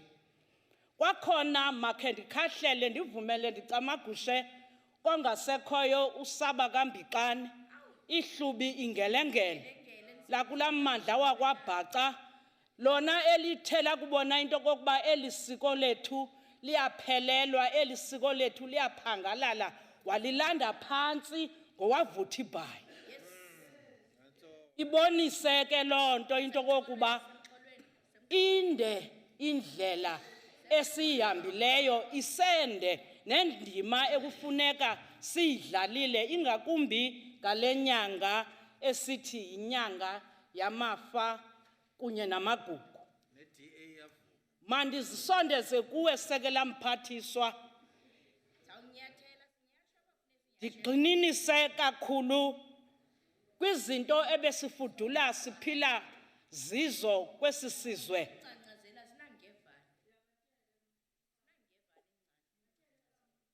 Bendicela ukukhuselwa. Honorable members, order. Honorable members, let us not at any stage drown the speaker. Ndiyabulela sihlalo walendlu. Uyawuphawula Sekela Mphathiswa into kokuba abantu bakudala bebesithi ukuze bafumane impilo ebhetele baphile ngento kokuba basebenzise ukutya kwesiXhosa. Bekulinywa umbona uthathwe ufakwe eziseleni, ufakwe ube lihasa ukuze ugqibeleni kuthi kwakufika ixesha lasebusika nexesha lendlala kuyiwe eziseleni siyothatha umbona sithi ngelo xesha lihasa. Umbona apha wawunevunjana, umbona apha wawungaqhelekanga, kodwa ngenxa yento kokuba babezinge kwinto yokokuba kuzawufuneka sitye ukutya okunempilo. Ubuthi wakungaphili, bebesithi okhokho bethu nobawomkhulu wakungaphili, siwe emihlonyaneni, siwe kumaqwili, sinyangwe ukuze umkhuhlane ukhawuleze uphele. Loo nto kuthe kwakufika aba bandlebe ezikhanyilanga sayilibala kuba ngoku bayitshintshile. Yatshintsha into, kwasetyenziswa ialu yafakwa ebhotileni. Into ebesifudula siyisebenzisa xa umuntu elimele emamuzwane ngemvume yakho sihlalo. Ialu ubuthi xa ulimele ikhala lifakwa apha enxebeni njengeli nxeba ndinalo. Ndathi uba ndilimale kwathathwa ikhala lafakwa apha, zange ndiye esibhedlele. Koko ndaphila kuba babesebenzisa ubugcisa nobuchwephesha ababenabo ngelo xesha.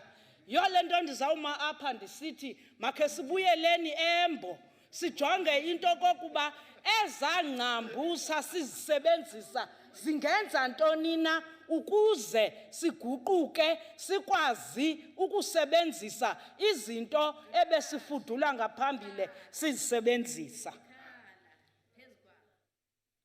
Ndivumele kwakhona umhlali ngaphambili walendlu ndikhe ndithethe ngentonjana. Ubuthi xa ufika ebuntonjaneni Sekela Mphathiswa, xa uyintombazana ubunendlela yokuhlala. Ubungahlali esitulweni, ubuhlala phantsi uzisonge, uzibumbe.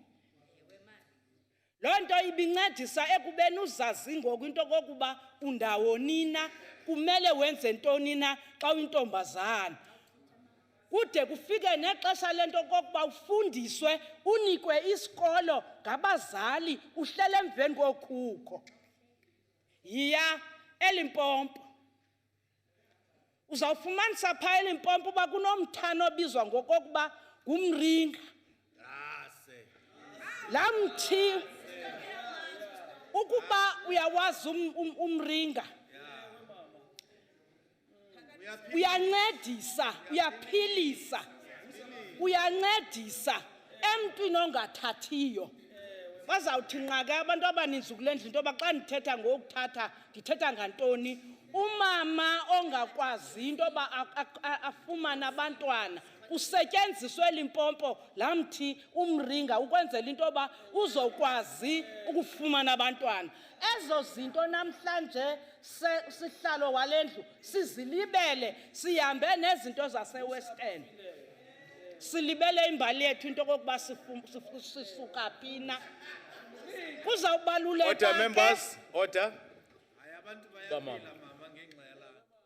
Uzawubaluleka ke sihlalo walendlu into kokuba Sekela Mphathiswa ancediswe amagqirha kunye namaxhwele ekubeni siphindele kwiingcambu siphindele kumasiko kunye nezithethe ukuze ezi zinto zenzekayo ngoku kweli xesha esikulo apho umntwana uyawufika ekhomba umuntu omdala imbeko imkile ubuntu busukile kuthi ithi ke ngoko loo nto makhe sibuyele embo sijonge into kokuba sonendawo nina yintoni ekufuneka siyilungisile sibize amaxhwele njengoba busowutshilo sibize wonke umntu ke kuhlalwe phantsi khe sicamagushe sijonge into kokuba leliphina ichiza elingenza into kokuba esisizwe esintsundu isizwe saseMzantsi Afrika sidibene jikelele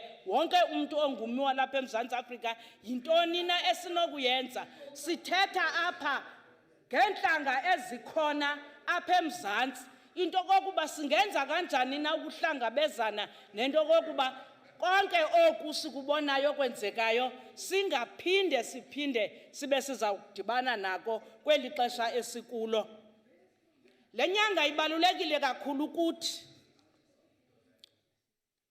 ibaluleke ngolu hlobo lento kokuba namhlanje bekufanele into kokuba sihlalo walendlu njengokuba niye nasikhweba nasimemela kule ndlu sibe sonke sinxibe ngolu hlobo ophuma kwaZulu abethi isiZulu ophuma emampondweni abethi isimpondo ophuma pha eLimpopo abethe iathaya ngokwalantetho yasemlungwini ukuze olusuku lubonakala into kokuba siyalugubha yaye siyaluphila siluva ngaphakathi ingabi into elapha emilebeni kwakhona sihlalo walendlu ndifuna ucela umngeni kunobhala walendlu wisomthetho kunye nosihlalo balendlu le nyanga makhe sihloniphe le nyanga sitye ntoni namhlanje sihlalo sitye ntoni namhlanje sihlalo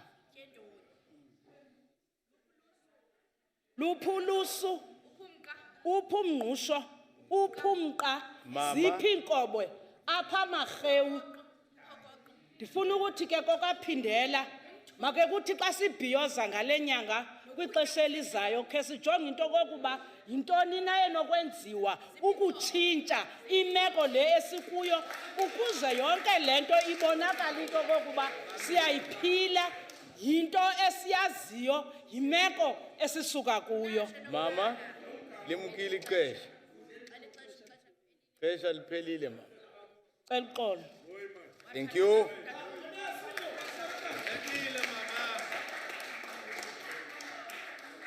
The chairperson of the Portfolio Committee, Education, Culture, Sports and Recreation from Mpumalanga, Honorable Mashilo.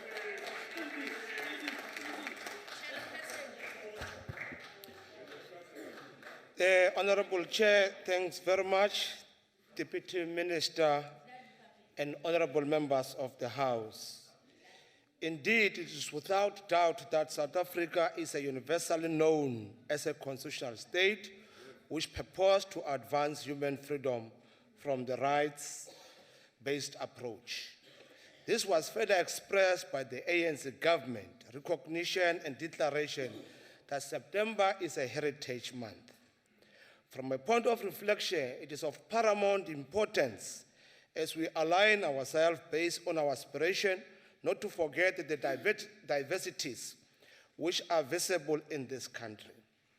Our approach based on social cohesion is further expressed in our Constitution, more precisely on the Bill of Rights, Chapter 2, Section 9, which is commonly known as the Equality Clause. Such a clause should not be viewed or attempt to analyze it at a superficial level, since it is premised from our constitutional obligation not to discriminate on the basis of culture, linguistic, etc. Heritage is an embrace based on common understanding and tolerance.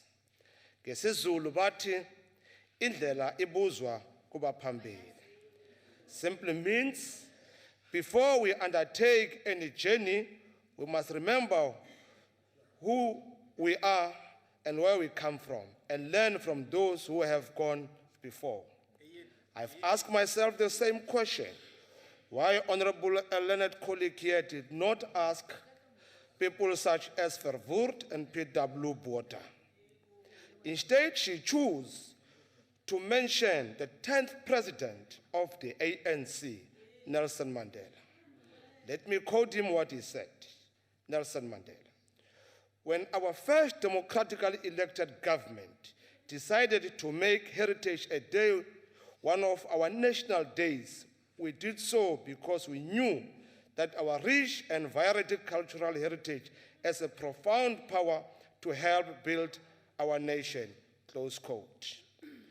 All of us, we all agree that the ANC came into power in 1994, declared September as a heritage month. Let alone in the people of South Africa, it was celebrated by the Zulu, as it was said earlier, as Shaka Day. However, it did not accommodate all of us, since we have declared September a month of heritage to all of us. The question we must ask, are we doing so as the people of South Africa, as the ANC so reflected? The current government is premised on the idea of reconciliation, where it is pronounced in the government monitoring and evaluation framework. One of the outcomes, which is extremely linked to the heritage in social cohesion, we should at all times reflect the Freedom Charter, where it says, I quote, "The doors of learning and culture shall be opened," close quote. Our emphasis and focus should be on education, where we instill and inculcate a culture of sourcing knowledge, where our country does not lose track of its past, present, and indeed the future. It further states that the aim of education shall be to teach the youth to love their people and their culture. As has been reflected earlier by my colleague, who has demonstrated how our culture has been practiced in the past. To honor human brotherhood, liberty, and peace. One cannot begin to articulate liberty and peace without firstly dealing with our heritage and cultural diversities, and this is further expressed in our Constitution, laws, and prescripts. The government further acknowledged that the color bar on cultural life in sport, in education, shall be abolished. Indeed, was abolished. In the previous dispensation, education, as an example, was fragmented based on race, social identity, and one level in the system of social stratification. This has no certain degree been dealt with, and as such, it should be promoted and preserved indeed. Living heritage plays a significant role in promoting cultural diversity, social cohesion, reconciliation, peace, and economic development. In every community, we have living treasures who possess a high degree of knowledge, skills, and history pertaining to different aspects of diverse living heritage. As the ANC-led government, and as part of the advancing the social cohesion outcome, it is necessary to engage the elders so that we acquire knowledge in terms of our culture and traditions. I have no doubt that members of the ANC, including the members that are here in Parliament, like the member that has spoke before, she possesses that knowledge. It is therefore important to reclaim, restore, and preserve our heritage to address the challenges communities are facing today. Once more, we must ask this question: what is an heritage? A simple definition: heritage is to know who you are in terms of your culture. That includes dressing code. Indeed, Chair, we must congratulate all members that today understood exactly this month of heritage and dressed in a proper way of their heritage. Once more, congratulations to members of Parliament.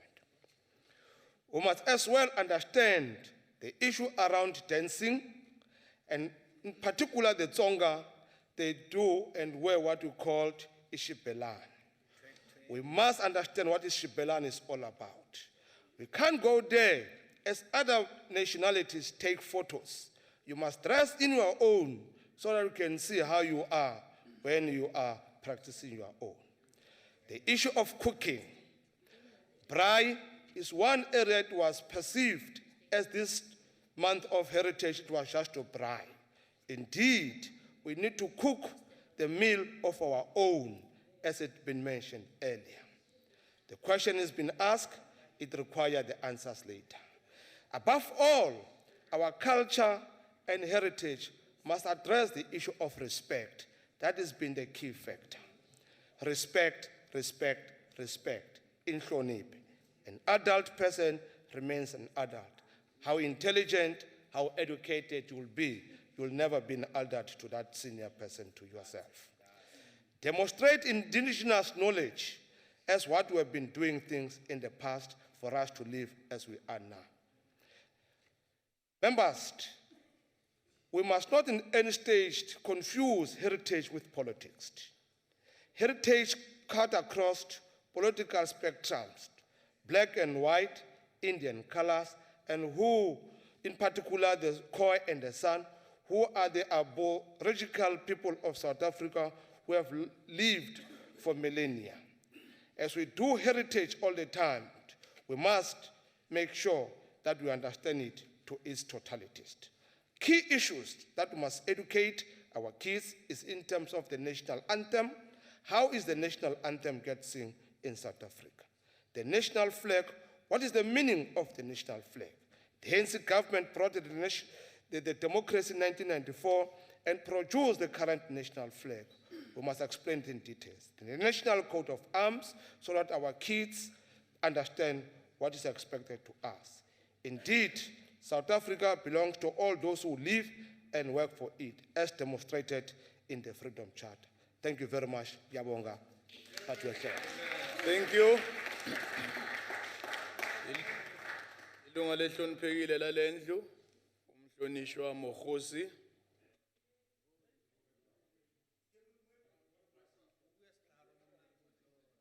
Ke a leboga modulasetilo, ke tle ke dumedise balwantwa South Africa ka bophara. Honorable Stock, ke a go lebogisa ka jeans eo e apereng se ka ba re ka mošo ke apere bolong hera. Tsona se kile sa bua sa re ga bo motho go thebe phatswa. Yana ke bua yana go maAfrika Borwa ke re ikgantse ka leleme la ga mme motsadi. Hama ANC a tla go ema ke Freedom Charter nywe. Lo a re tena lo a re horosetsa ka di odisele se lo di buang tsewa. Ke re batla go bona tiragalo go diragala. E seng lo tla go ema ha lo rera mare thero ya nyena lo sa idiragatse. Honorable Mokhosi.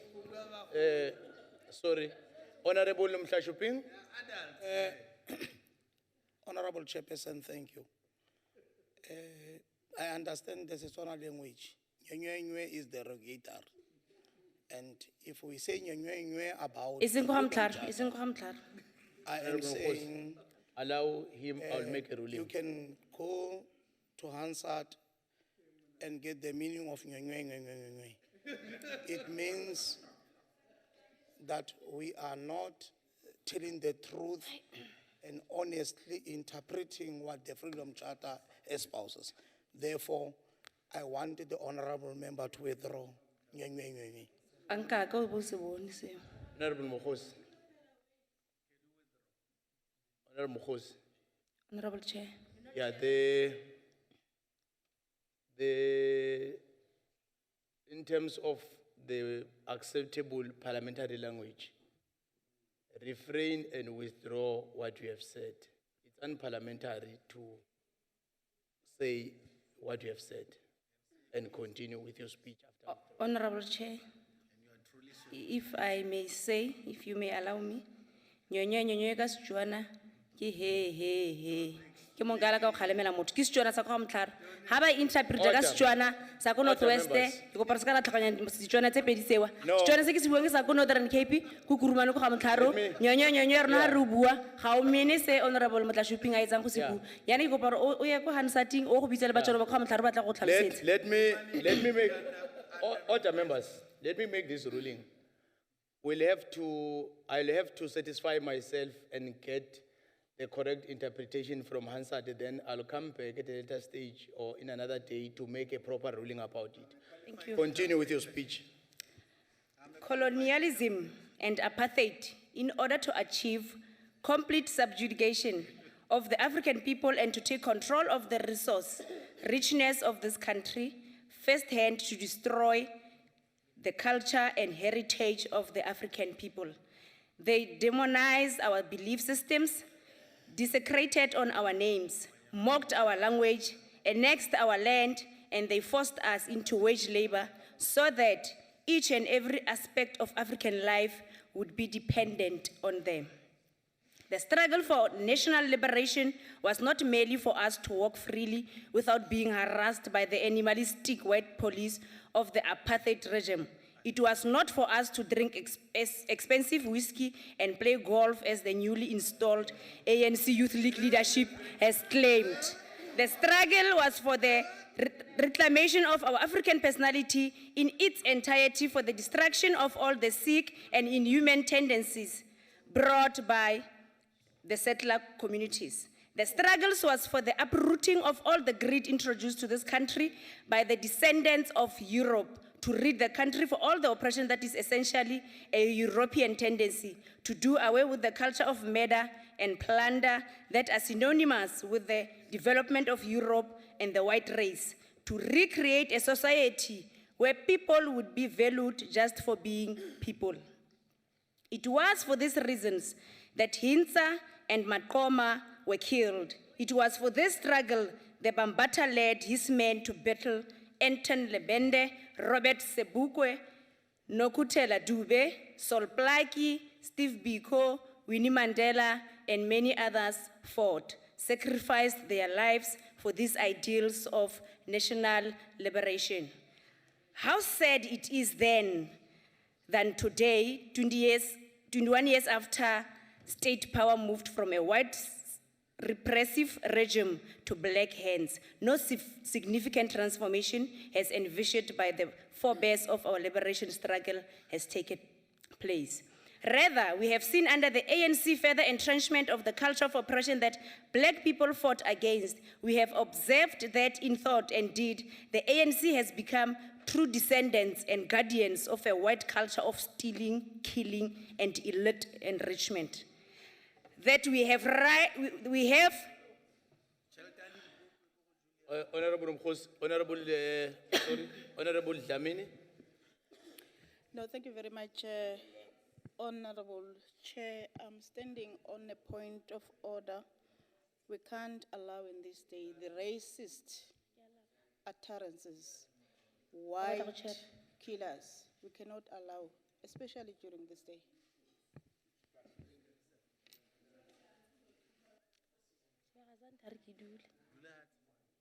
Honorable Mkhosi,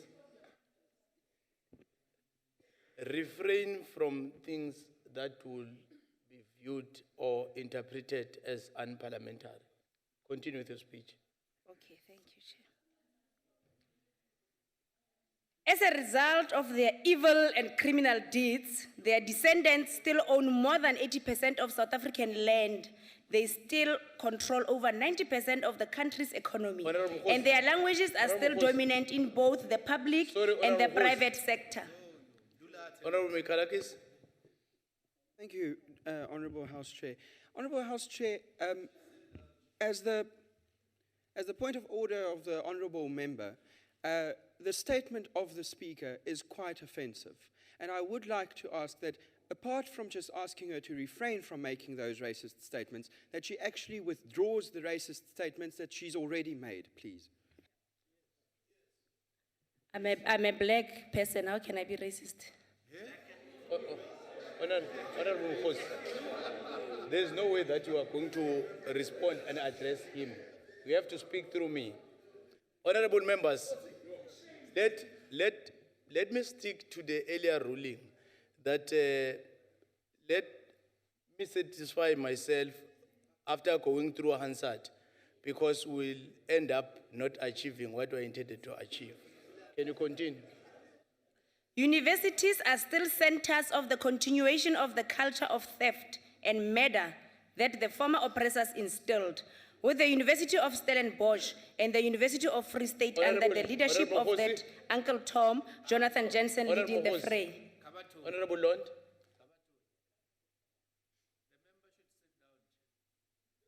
Do you want to chair? Honorable Lond. Thank you, Chair. Chair, I would also just appreciate if you can check in the Hansard, because we have a problem in South Africa that too many people across all racial lines still play the race card. And the honourable member that should set an example that said now, just now, blacks cannot be racist. That in itself should be withdrawn. So you can check the Hansard or you can make the call. But everybody in South Africa No. should pay special attention to this, Honourable and Lond, how they talk and the example I've they already set. made the ruling that will come with a proper ruling about it. Yes. This is the second point. Yes. Continue, Honorable Mukhosi. Under the ANC government, we have seen the institutionalization of the vilest of these tendencies that are the culture and heritage of white colonizers and thieves. We have seen the ANC normalizing corruption to an extent that they will defend the theft of public money by their leader for the construction of his own private paradise. The same leader who to this day... Honorable Khosi. Honorable Mohla Shoping. Honorable Chair, thank you very much. I just want to understand if the honorable member is prepared to take a question, and does she understand the ANC? No. Honorable Mohla Shoping. Let's first ascertain whether he's ready to take that question. Don't go on I and would ask the appreciate question. the fact that No. she takes a question. Yeah. Honorable Khosi, are you ready to take It's a a question? big no with capital letters. Continue. He's not ready to take your question, you can continue. Honorable What we have in Honorable this- Khosi. Honorable Mtimunya. Chair, after many speakers have stood up on a point of order on the basis of the language the honorable speaker is using, and secondly, the kind of the choice of words that she continues to use. And from where I'm standing, even after you have made the ruling, she continues to use the derogatory language, Honorable- which in my view constitute contempt on this house, and therefore borders on the decorum of the house. Honorable Mtimunya, I haven't come with that ruling after going through Hansard. Let's allow her to continue with her speech.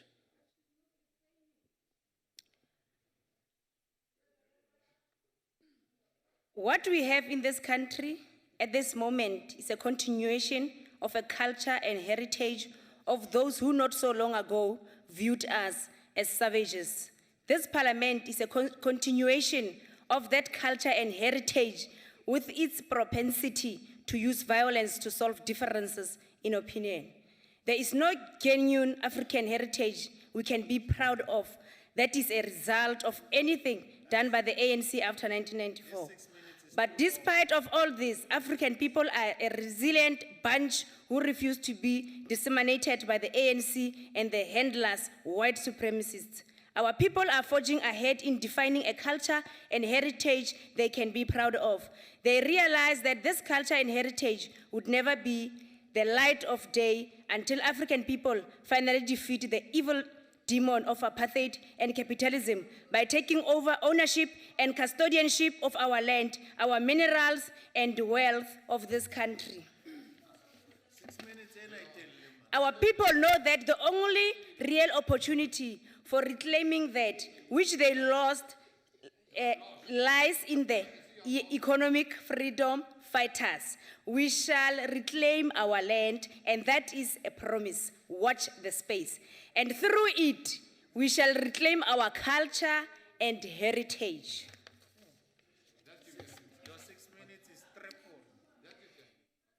The ANC has wholly incapable of changing this situation. But despite all this, Honorable Mukhosi, I'm afraid your time has expired. Setswana sa re o seka mo botshelong ba gago wa tsamaya wa nyela didiba. Honorable Stock. Thank you very much, Honorable Chairperson, Honorable Deputy Minister, Honorable Chief Whip, distinguished guests, ladies and gentlemen. Honorable Chairperson, as we mark the 71st anniversary of the ANC Youth League, we need to remind ourselves and bear in mind that the human rights culture that was contained in the African claims of 1943, the courageous stand that was taken by the determined migrant workers of 1946, the unity and action that was followed by the Doctors' Pact of 1947, the fearless courage and selfless volunteerism that inspired the Defiance Campaign of 1952, the collective action and mass mobilization that formed part of the campaign of the Congress of the People in 1955, and the discipline, the courage, the fearless determination that galvanized the Women's March to the Union buildings in 1956. All these, Honorable Chairperson, gave rise to the conviction that collective action was a necessary condition for the success of our struggle. This was the foundation for the set of values and principles that became a force for our unity and cohesion. And this is the living heritage that we must at all times reclaim, restore, and celebrate. It was the ideas, the memories, the songs, and the meanings of the era of our national democratic struggle that inspired the UDF of the 1980s. Through their slogan, apartheid divides, the UDF unites, which was an echo of the values and principles that brought together and united the people of the different races and classes from across the length and breadth of the country. It was the values based on the idea that the people are their own liberators, that only the people acting together can tear apart their own foundations through the apartheid regime, that the struggle to build a new South Africa must be people-centered, people-driven, and gender-sensitive. Many lessons can be learned from the experiences of our forefathers and elderly people, including the struggle icons who remain our living heritage. Addressing the United Nations in 1976, President of the ANC, O.R. Tambo, at that time spoke about the contribution of the student uprising in helping to free South Africa. In the same speech, he projected the vision of the ANC for the future. It is precisely because of our commitment to create and advance for the freedom for all and the inclusion of a better life for all through the ANC-led government. In 1994, which is now 21 years ago, we demonstrated to the world that it was possible to walk away from divisions and hatred and build a new non-racial, non-sexist, democratic and prosperous society. In that way, South Africans laid a firm foundation for a better future, together, working together. The passing of a progressive constitution, which is the supreme law of the Republic and the supreme law of the land. This year's theme around the Heritage Day speaks to our painful history of the past. One of the powerful weapons of colonialism and apartheid was to control the production and reproduction of knowledge about the past of indigenous communities and to deny them a place in the history as people who rightfully belong to this land. For this reason, the struggle for liberation and freedom that were waged over the past 3 centuries were not just about political freedom. They were also about social, cultural, and economic freedom. We are doing away with colonial names in our different provinces to our country, because most of these colonial names, they are actually meant to insult and denigrate our people, such as we still have areas which are actually called, for an example, the Kaffersfontein. We still have names like that. So it is important to the ANC-led government that we must continue to do away with such denigrating names. Amongst the visible aspect of our heritage, our popular national symbols, our colorful rainbow national flag, which was unveiled on the 20th of April, 1994. And it continues to instill pride whenever we see it flying anywhere in our country or the world. The coat of arms not only pays homage to some of the oldest inhabitants of our land and their languages, but it also expresses an ideal that is central to our national identity, unity in diversity. When Nelson Mandela walked free, we sang songs of joy ever since when he was released from prison. Honorable Chair, the hosting of the Square Kilometre Array project in the Northern Cape bears testimony to the progress we are making as a nation in the field of science. Many people across the country and across the world have descended to our shores to witness and learn from this great heritage to humanity. It is of paramount importance that we have to defend our legacy not only against the pretenders, the red overalls, who want to claim easy victories by purporting to speak for our past generations without having earned their stripes in the battlefields. The liberation struggle has taught us that the impossible is possible. Despite the odds, we have learned that achieving a desired goal takes time, enormous commitment, and courage. We have learned that as long as inequality exists, our work is not done. The ANC-led government must continue with the good that they are doing through the advancement of a united South Africa, through unity in diversity, by celebrating that we are all children of the African soil.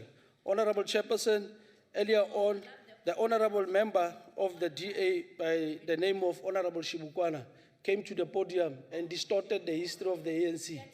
I think I must take this opportunity to condemn it with the highest possible terms, that she does not have a right to distort the history of the ANC.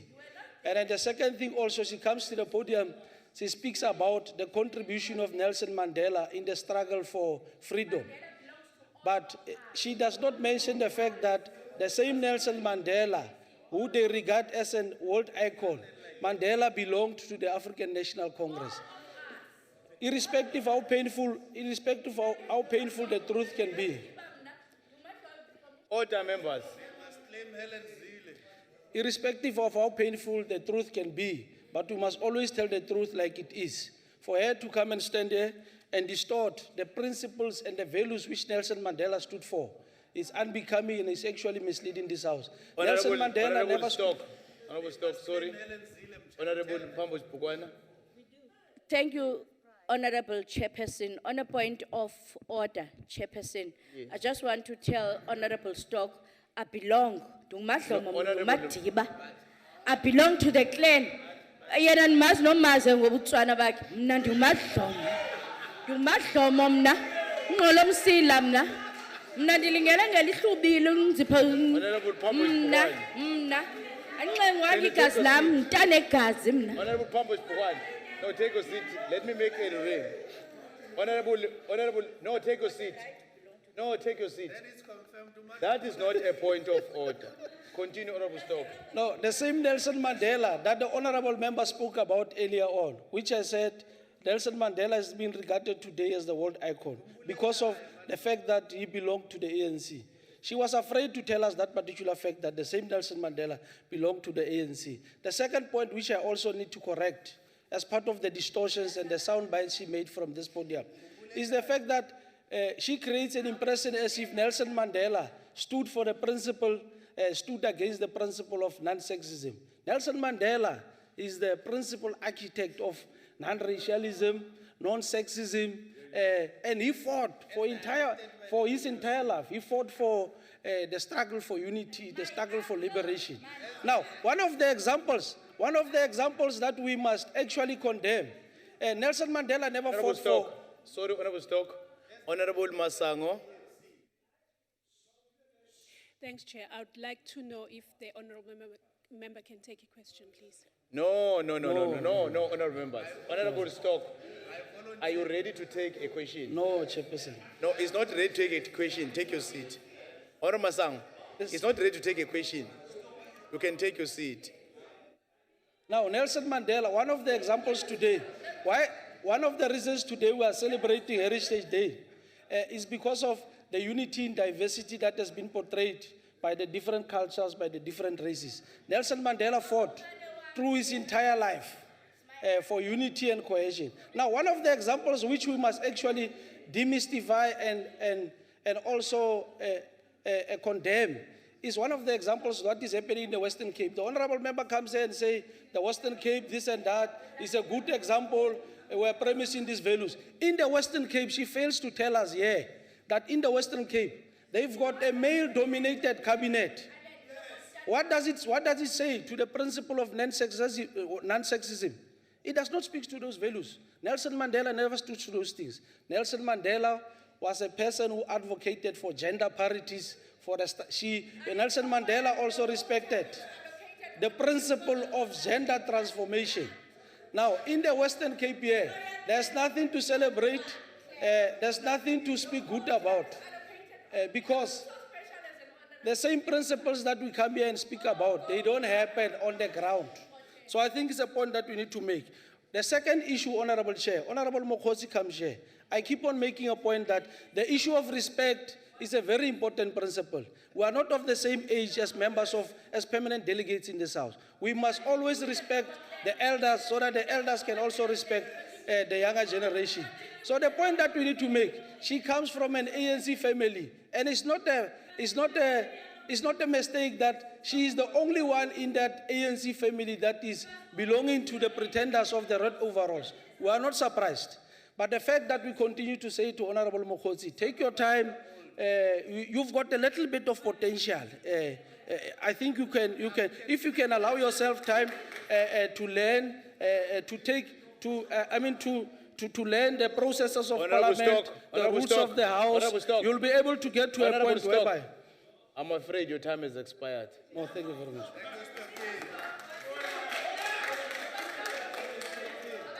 Honorable Gaila.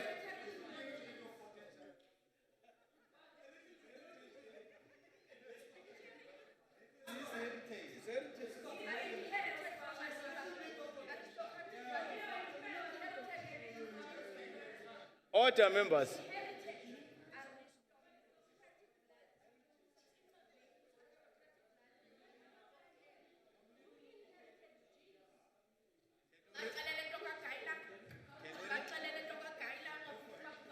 Honorable members, let's have order. Ukuthi manithi unguyemyem. Ebesitsho kuma unguyemyem. South Africa still suffers the effects of the 1913 Native Land Act, even as we celebrate our 21 years of heritage since democracy. It is the statute that was used to dispose the black people of their land, livestock, and all forms of production, robbing them of their livelihood, trampling on their dignity, violating their human rights, and indeed their heritage. High levels of poverty, underdevelopment, inequality, unemployment have their origin from amongst other, the legacy of the land dispossession. If we are to celebrate our common heritage that takes South Africa forward, surely it cannot be business as usual.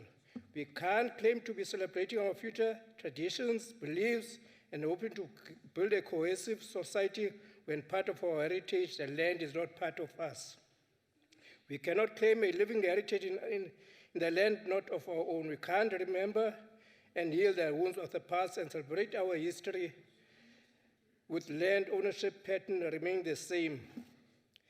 This Heritage Month, the 21st one since advent of democracy, must recommit and unite us to do everything possible to address the land ownership in order to be able to celebrate the future heritage.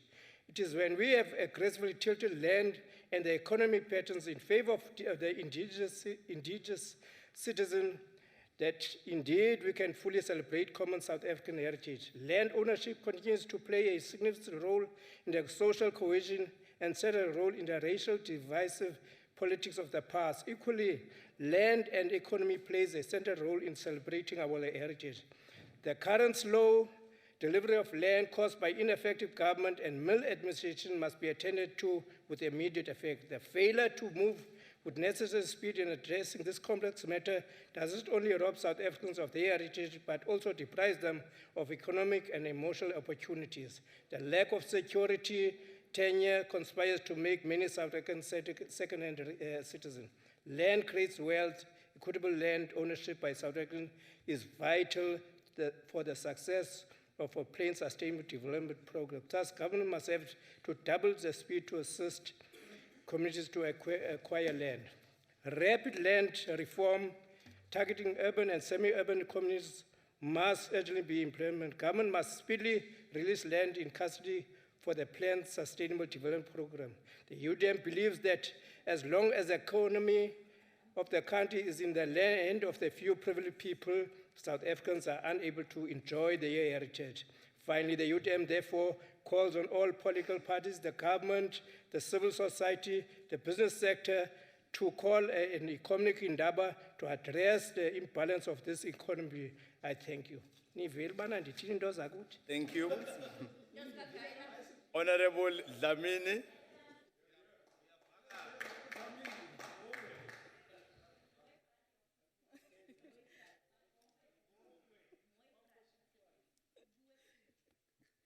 Thank you very much, Honorable Chair. My greetings to the Deputy Minister, honorable members. Honorable Chair, I want to start by saying I want to appreciate, Honorable Chair, the acknowledgement of the former President Nelson Mandela, owayeng President of ANC by the DA. It shows the quality of leaders that we produce as ANC. I really appreciate that. Siyabonga kakhulu ukuthi ne-DA yabona ukuthi there are good things that we do as an ANC. As for the EFF, I forgive her. I forgive her, Honorable Mkhosi, because you must understand, she's begging me. She doesn't know what she's talking about. She was not part of the history of a Freedom Charter. So whatever she says, we must forgive her. And this day must be used as a day of learning from each other instead of howling for each other. I do want to say, Honorable Chair, that respect is a big part of culture. The manner in which you address yourself, the manner in which you talk to old people, it tells the background, where you come from, how you were brought up. And Honorable Chair, we cannot blame her. We don't know how she was brought up. The role that we can play as a house is to play a role of teaching. That's what we must do as a house.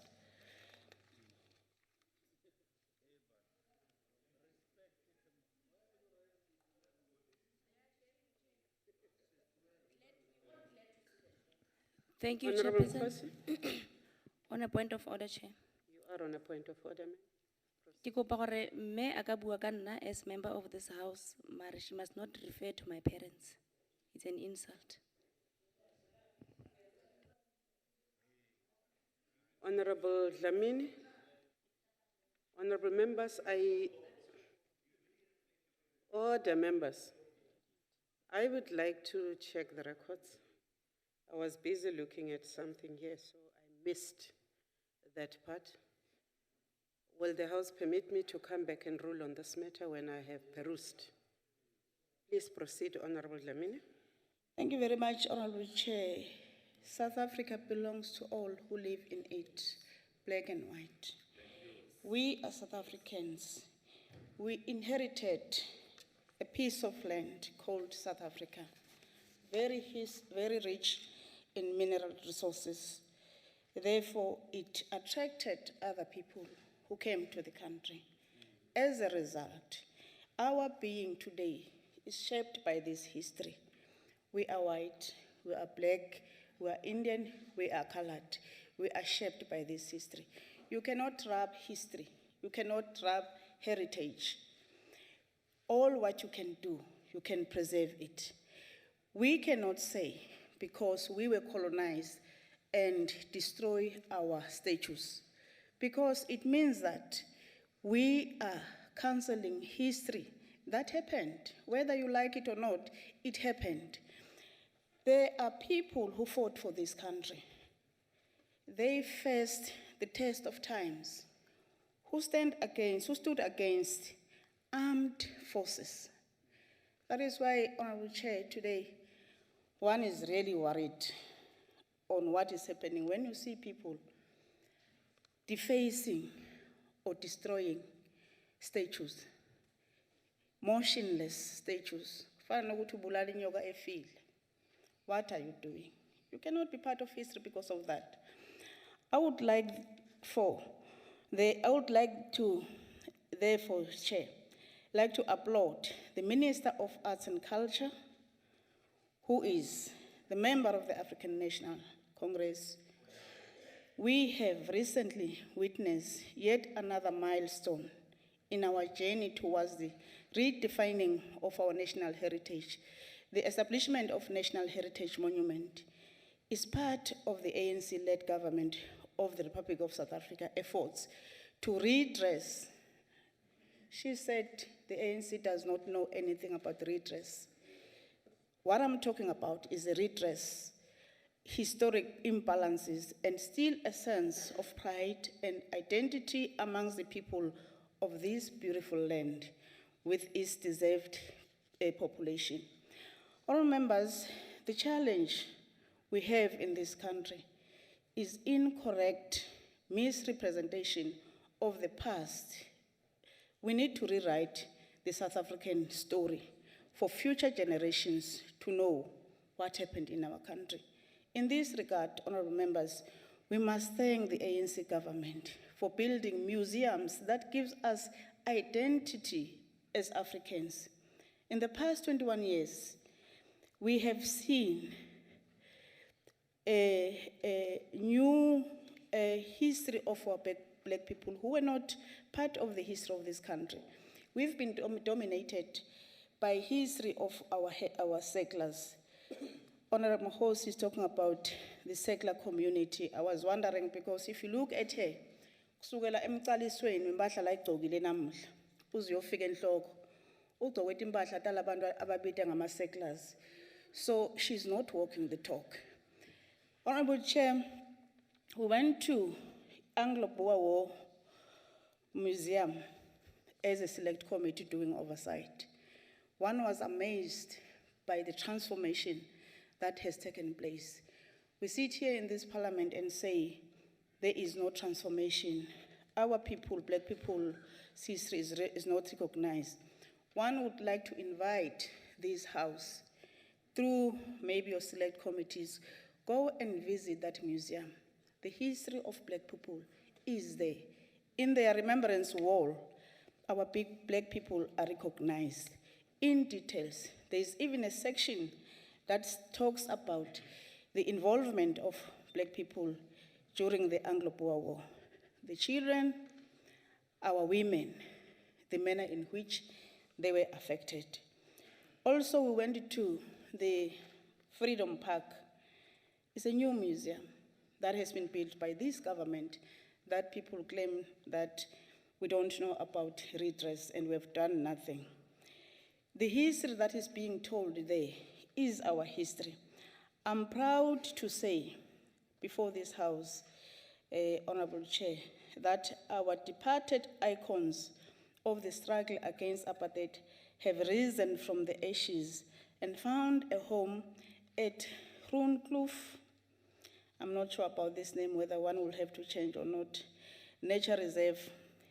In this new home, 55 statues of the heroes and heroines now stand tall and proud next to each other at the new National Heritage Monument.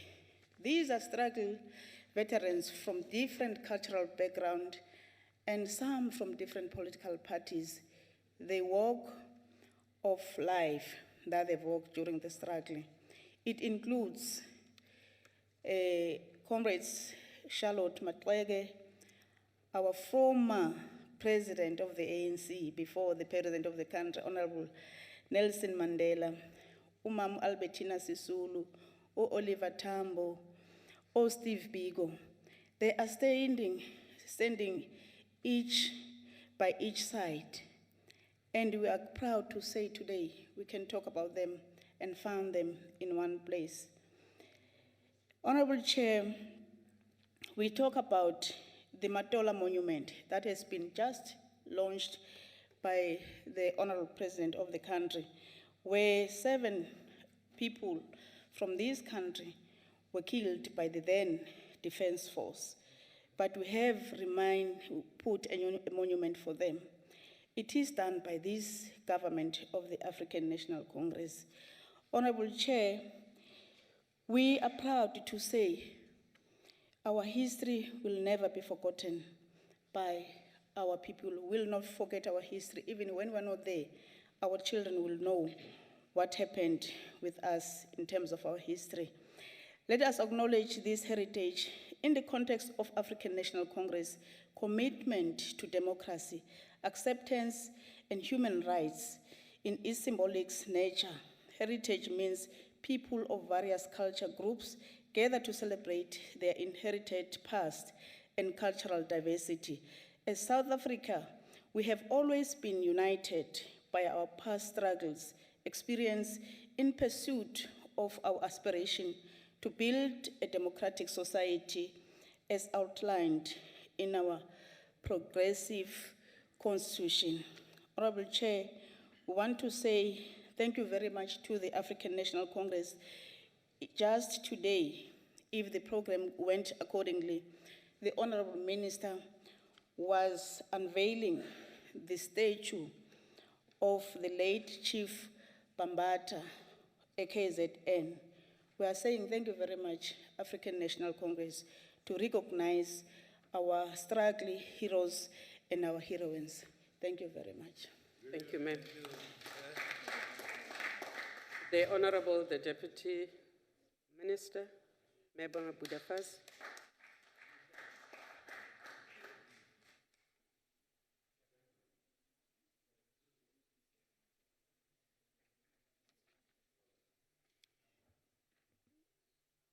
Thank you very much, the chairperson, me, and all the members here and our guests. First, I would like to thank all the positive inputs that we've made, the messages, the good messages that have been made to our people out there, all that was building, all that was positive.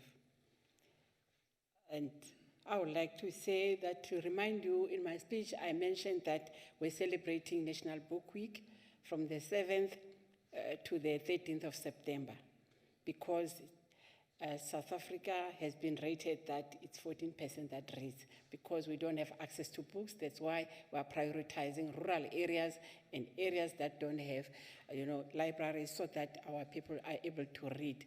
They don't read because they don't have access. But it would seem even those who have access to books do not read. So it all starts by us. If we read, we'll know our past. Having said that, we all know that this is a very important issue, the issue of our heritage that teaches us about our culture. It all starts with us, that our culture, we know it doesn't have color. When it comes to culture, it is the same, because respect is always there. And with us, we know as Africans, we always say, your child is my child. Your parent is my parent. So if we start there, if we can go back to our culture, we will build a good nation, a nation that has respect, a nation that will be focused to build our country. Thank you. Thank you, Deputy Minister. Honorable Member, that concludes the debate. We now come to the second subject for the discussion as printed out in the order paper. I take this opportunity, therefore, to invite the Honorable A.J. Nyambi,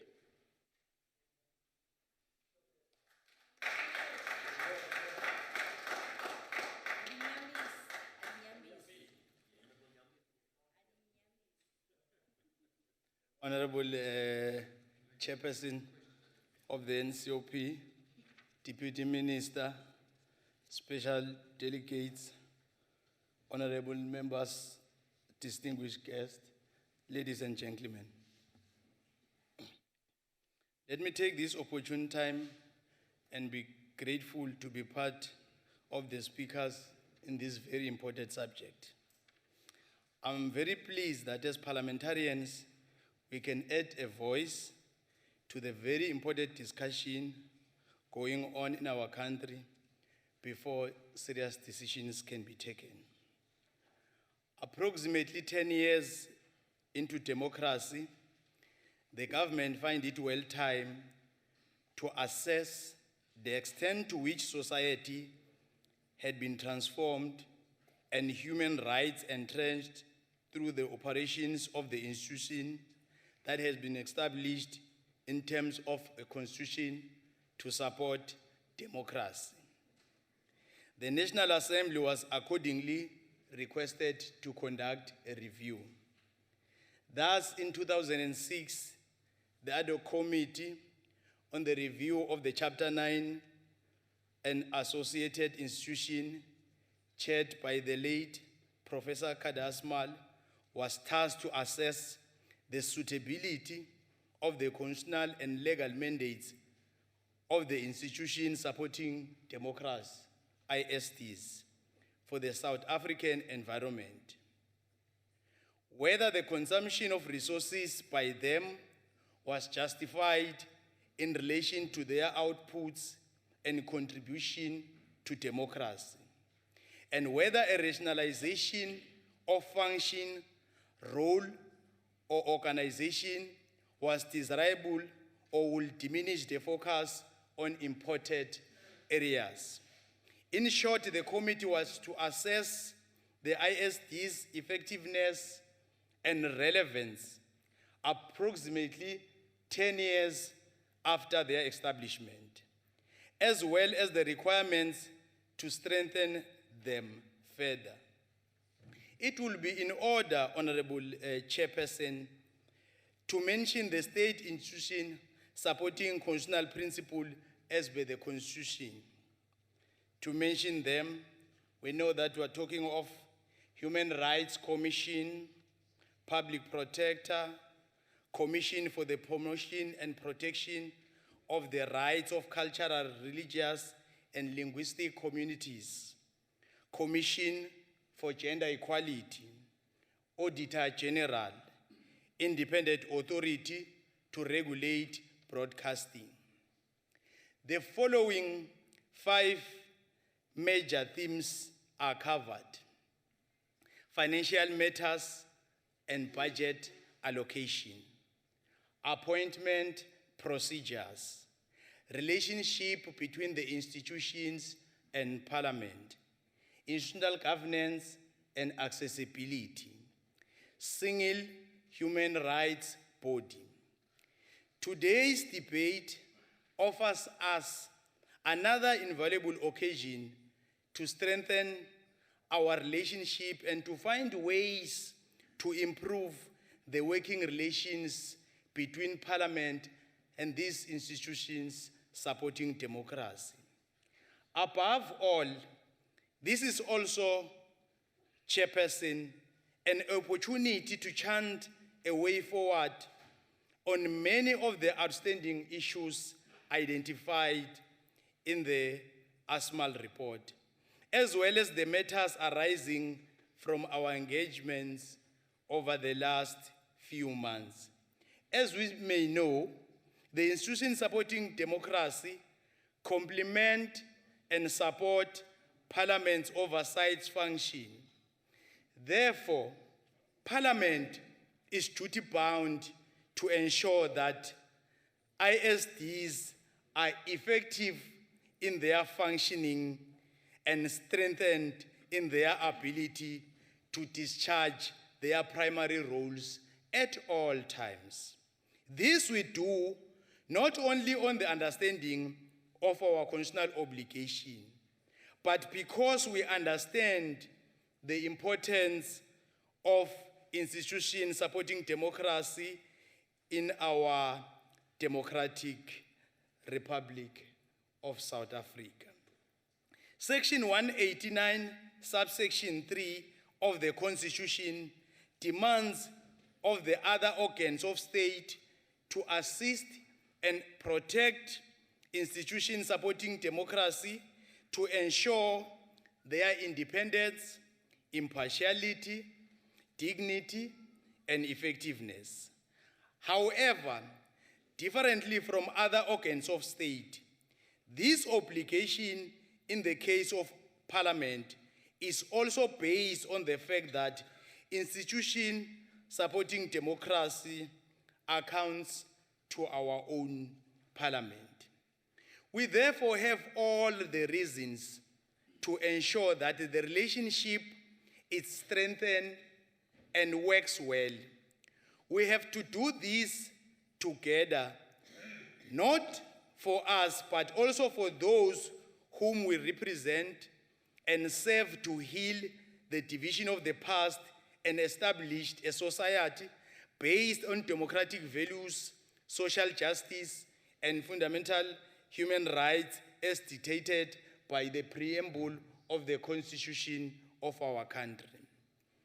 In previous engagements and discussion, commissioners of this institution have argued for mechanisms and processes to be improved when it comes to our role as Parliament, for their independence to be asserted through the strategic location of their budget vote, the maximization of the effect of statutory bodies and protocols to improve communication, among others, so that the oversight ability of legislature and institutions supporting democracy at all times is improved. We want to argue that the relevant debate today is not just narrow, centered around process and mechanism, but ultimately about the quality of the democratic project and our collective role in nation building and social cohesion.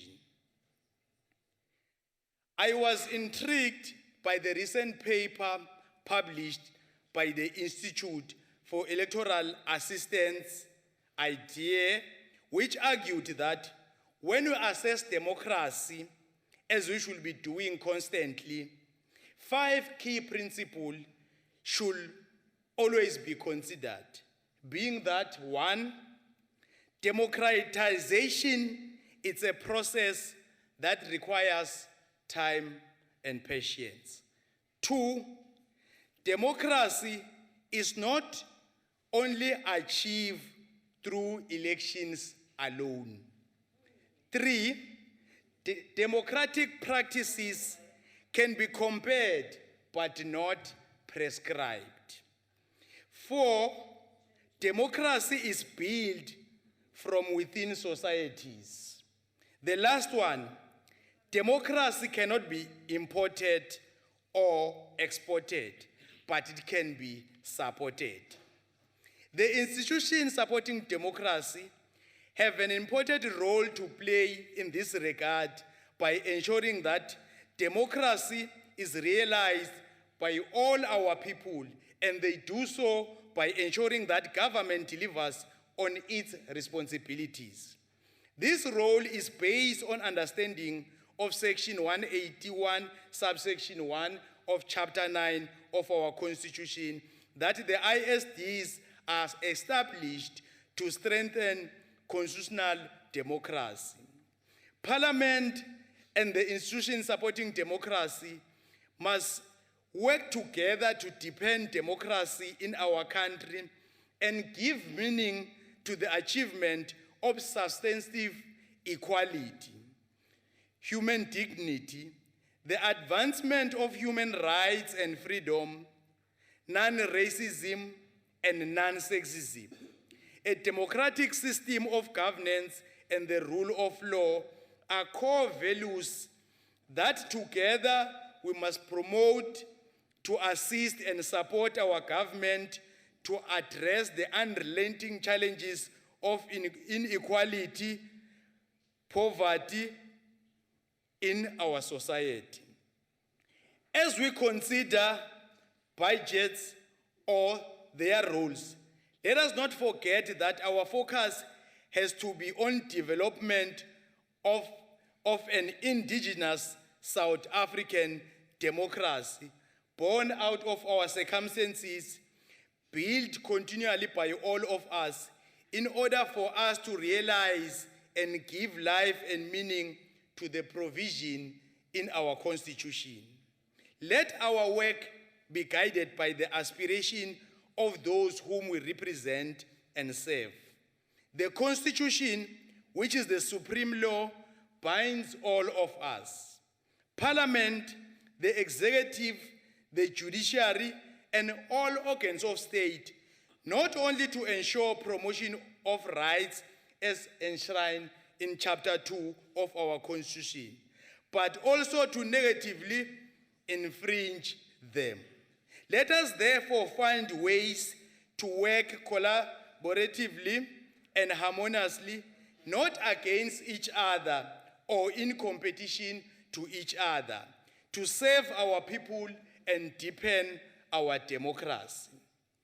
This is essentially critical as we need to use the limited resources of our country to ensure that we reach and impact all the people of our country, particularly the poor and the most vulnerable in our society.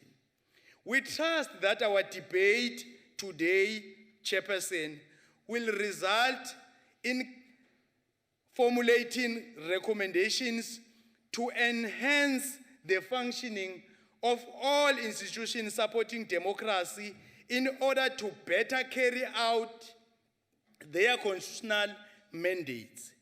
We further urge all political parties in this House to take advantage of this platform to raise challenges for us together to find lasting solutions. We owe it to our people to work with Chapter 9 institutions to deepen and entrench democracy in our country, and to ensure that those we represent and serve see and feel a better quality of life in their lifetime. At times, we get a sense that the work of Chapter 9 institution is misunderstood by the public and some political parties. In many instances, they are expected to act beyond their constitutional and legislative mandate to appease certain views held by some political parties. It is of concern that when they do their work diligently, as they do, some in society want to give an impression that the institution exists to attack government, which is not the case. The institution play a very important monitoring role which assists government and us as parliamentarians in doing effective and efficient oversight. They complement the work that we are doing in doing oversight as we are doing lately with the new functioning performance monitoring and evaluation. As an African National Congress, we trust that we'll understand the real essence of today's debate and focus it and make meaningful contribution. I thank you. Thank you, Honorable. The Honorable Mikilaikis.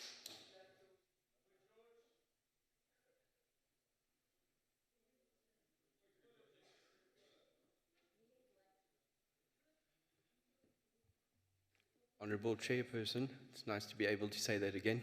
Honourable Chairperson, when the writers of the Constitution envisaged the powers of the President, they had an honourable person in mind. This person had to have principles, integrity, and was entrusted to safeguard our Constitution. A leader, a president we can all look up to, someone who did not need to make political appointments to safeguard their position. Naturally, the Constitution provided the President with many powers that, if in the wrong hands, might cripple the very institutions that our hard-earned democracy relies upon for its existence. I am, of course, referring to the Chapter 9 institutions. The appointment of the heads of institutions such as the Public Protector, the SABC, the SA Human Rights Commission, and the IEC is an obligation granted to the President because, as a guardian of the Constitution, the nation has faith in him or her to make the best decisions in the public interest and not to betray the trust of the people. But then came cadre deployment, infiltrating the Chapter 9 institutions one by one. The public broadcaster was not spared. With a warm seat and a mandate from her organization, the head of the news of the SABC back then, Snooki Zikalala, in 2005, made sure that no uncomfortable question is asked to the loathable friend of the ANC, Robert Mugabe, in a television interview. A few months later, she also made sure that the humiliation of the then Deputy President, Phumzile Mlambo Ngcuka, at the hands of the ANC Youth League is not broadcast by the SABC. Mlambo Ngcuka, as you very well recall, replaced the then freshly axed and now presumably most honorable of men in the land, President Jacob Zuma. The Honorable President Zuma, of course, was axed because a man facing charges of rape cannot be deputy president in any respectable democracy, or so was thought.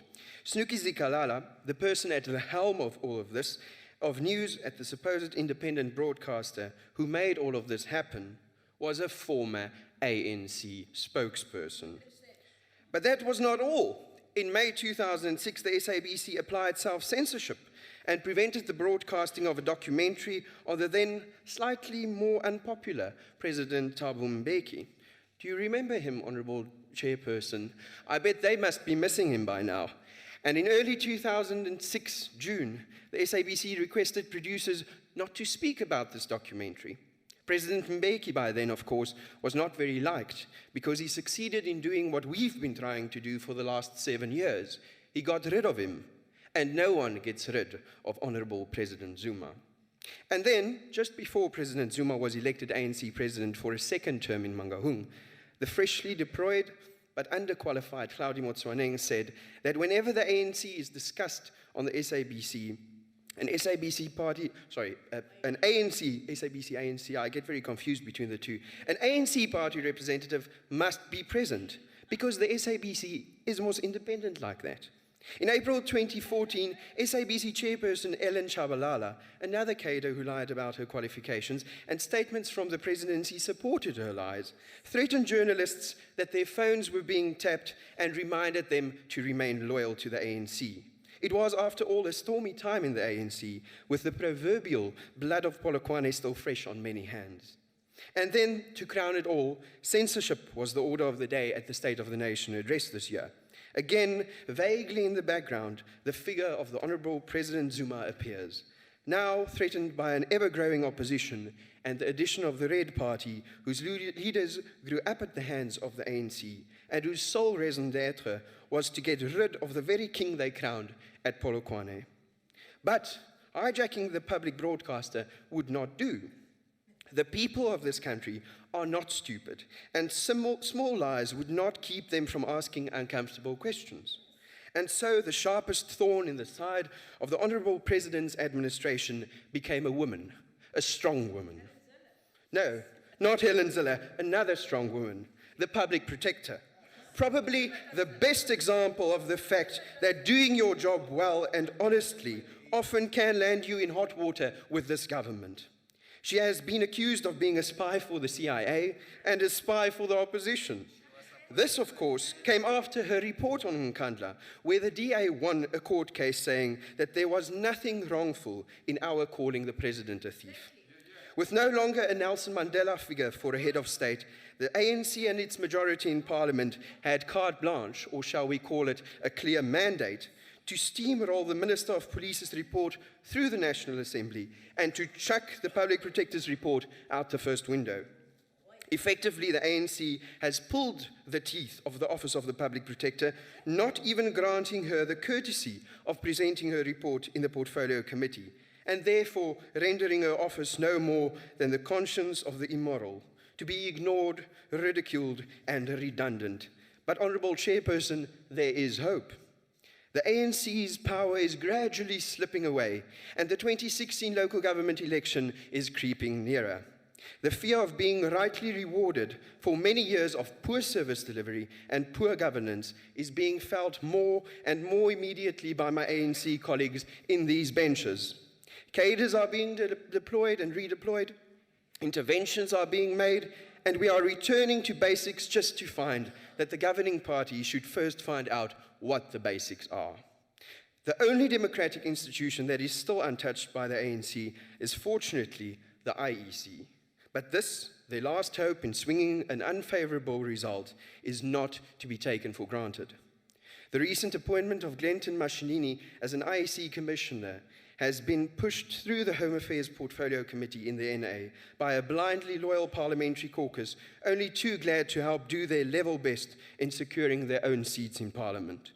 Mashinini, you guessed it, served from 2010 to 2012 as Vice Chairman of the President's Review Commission on State-Owned Enterprises. And from 2012 to 2015, he was the full-time advisor to the President on so-called special projects. It can be safely assumed that his Christmas card from the presidency simply reads, "Thank you for being a friend." After all, he did receive a top salary for the past 5 years, thanks to the Honorable President. Honorable Chairperson, I then finally turn with sadness to our very own House. Although not a Chapter 9 institution, we still are, or rather should be, a body safeguarding democracy, more so than the National Assembly. We are, after all, supposed to be the upper house, and upper houses have historically been the guardians of constitutional principles. We, Honourable Chairperson, will only fulfill our duty as the National Council of Provinces in the proper way for which our House has been designed, when we can stand up to bad decisions in the NA, against mandates that will serve party interests rather than the people, and be the watchdog against the abuse of democratic power by the other House and legislatures. We, Honourable Chairperson and colleagues, need to be the voice of reason and the champions of democracy within Parliament. The DA is committed to doing this. We cannot afford to see the NCOP deteriorate in becoming the ANCOP. Because after all, what is the use of being able to say that you fought for democracy only to be the ones responsible for destroying it again? I thank you. Thank you, Honourable Member. The Honourable, the Speaker of the Western Cape, the Honourable Fernandez. The Honourable Chairperson of the NCOP, delegates to the NCOP, members of the Provincial Legislature, and distinguished guests. As the previous speakers alluded to, there are 6 constitutional institutions provided for in Chapter 9 of South Africa's Constitution.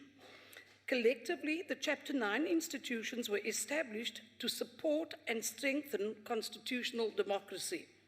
Section 181(2) of the Constitution declares that these institutions are independent and subject only to the Constitution and the law, and they must be impartial and must exercise their powers and perform their functions without fear, favor, or prejudice. Section 181(3) stipulates that all other organs of state, through legislative and other measures, must assist and protect these institutions to ensure their independence, impartiality, dignity, and effectiveness. Christina Murray, Professor of Constitutional and Human Rights Law, argues that although each institution performs a unique role in supporting and strengthening democracy and is guided by functions and powers that are prescribed by the Constitution, they do share 2 common overarching roles. Firstly, they monitor government by providing an authoritative and legitimate account of government's record and performance. Secondly, they contribute to transforming South African society by promoting social justice. In order to realize these shared roles, as well as the unique roles, it is of paramount importance that the independence, including financial and administrative, of Chapter 9 institutions is jealously safeguarded. In September 2006, the National Assembly appointed a multi-party ad hoc committee to review the Chapter 9 and associated institutions at the request of the Executive. The report that followed this review became known as the USMAL report. The USMAL report describes the purpose of Chapter 9 institutions as follows. The object was the complete transformation of our society from a culture that was oppressive, secretive, and profoundly disrespectful of basic human rights into a human rights-based culture in which the human dignity of all is both respected and celebrated. In order to achieve this goal, a range of institutions were established in the Constitution itself and in national legislation, the purpose of which was to strengthen constitutional democracy in South Africa by the active promotion of a culture of human rights and the protection, development, and attainment of those rights, including monitoring and assessing their implementation and observance.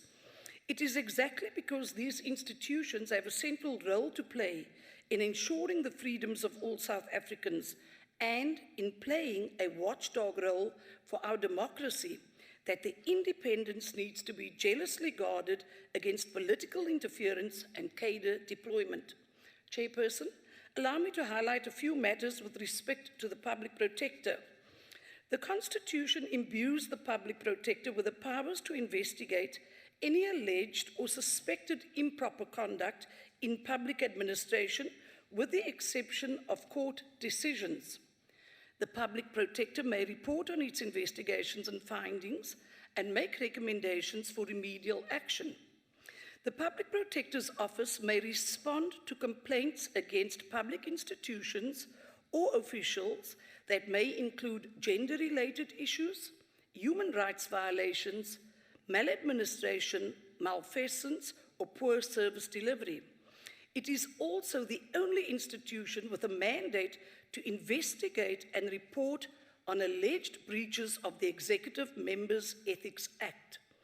This breadth of scope and investigative powers make the Public Protector's Office distinct from the remaining Chapter 9 institutions whose mandates are perhaps more narrowly defined.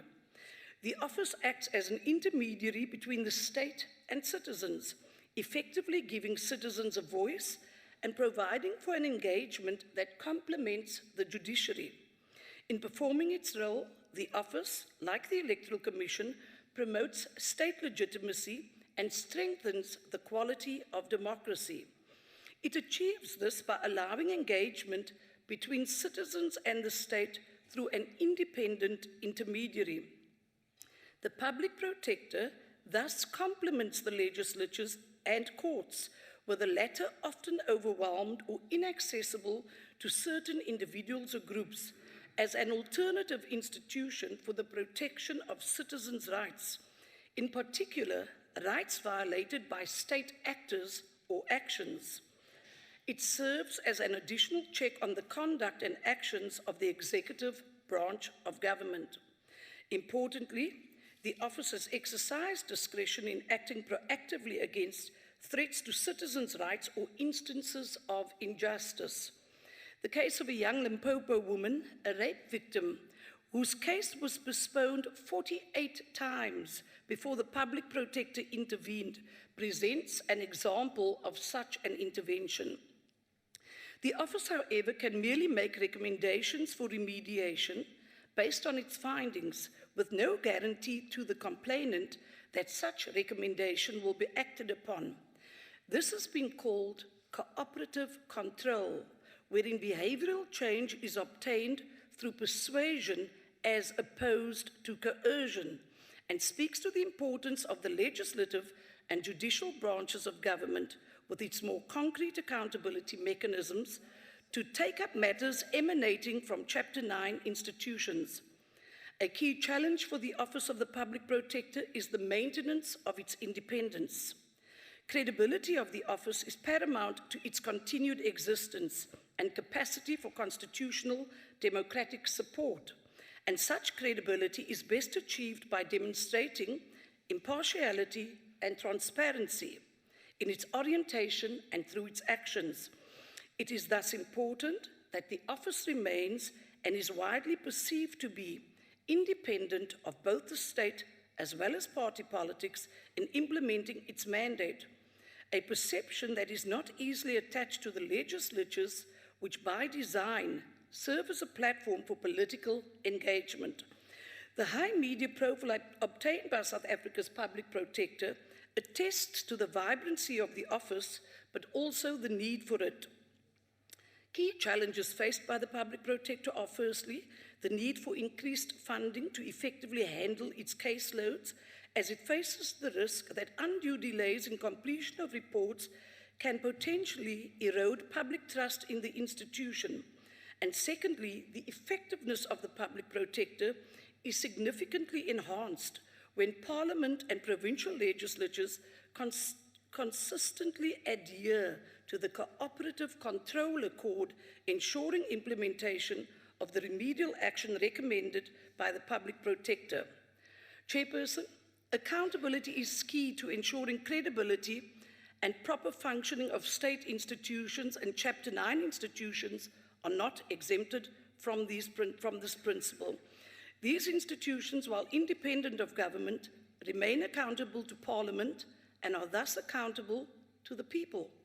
Their effectiveness is naturally contingent on their credibility as non-partisan institutions serving only the public interest. In this regard, implementing the recommendations of the ad hoc committee or the ASMAL report in review of Chapter 9 and associated institutions would further contribute to bolstering and entrenching the independence of these constitutional institutions. Currently, the budgets of the various Chapter 9 institutions are located within the budget appropriations of various national government departments. For example, the budget of the SA Human Rights and the Public Protector can be found within the budget vote of the Department of Justice. However, what has become clear in recent years is that the current location of the Chapter 9 budgets within the hands of the executive means that there is a threat of abuse, in that the executive could use this as a mechanism to deliberately constrain the Chapter 9 institutions from properly fulfilling their constitutional mandates through the provision of inadequate funds. Chairperson, in closing, the Constitution is very clear. Other organs of state, through legislative and other measures, must assist and protect these institutions to ensure their independence, impartiality, dignity, and effectiveness. The DA believes that a possible scenario of a majority party merely using its majority to make appointments to these important institutions should somehow be curtailed, and a more inclusive process in this regard be considered. I thank you. Thank you, ma'am. The Honorable Klimbi.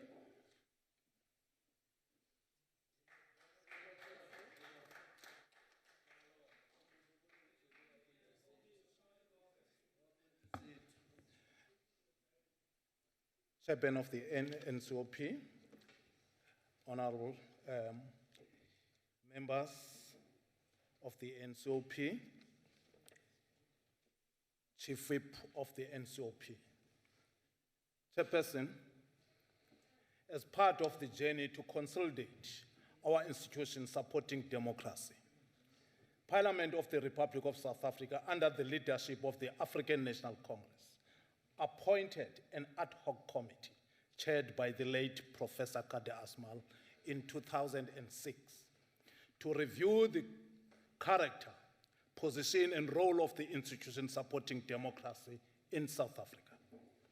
Chair, the Kade Asmal report of 2007 noted, amongst others, with the advancement of democracy in South Africa in 1994, a human rights culture was made the cornerstone of a new constitutional dispensation, and a wide-ranging set of human rights, including socio-economic rights, was inscribed in a Bill of Rights.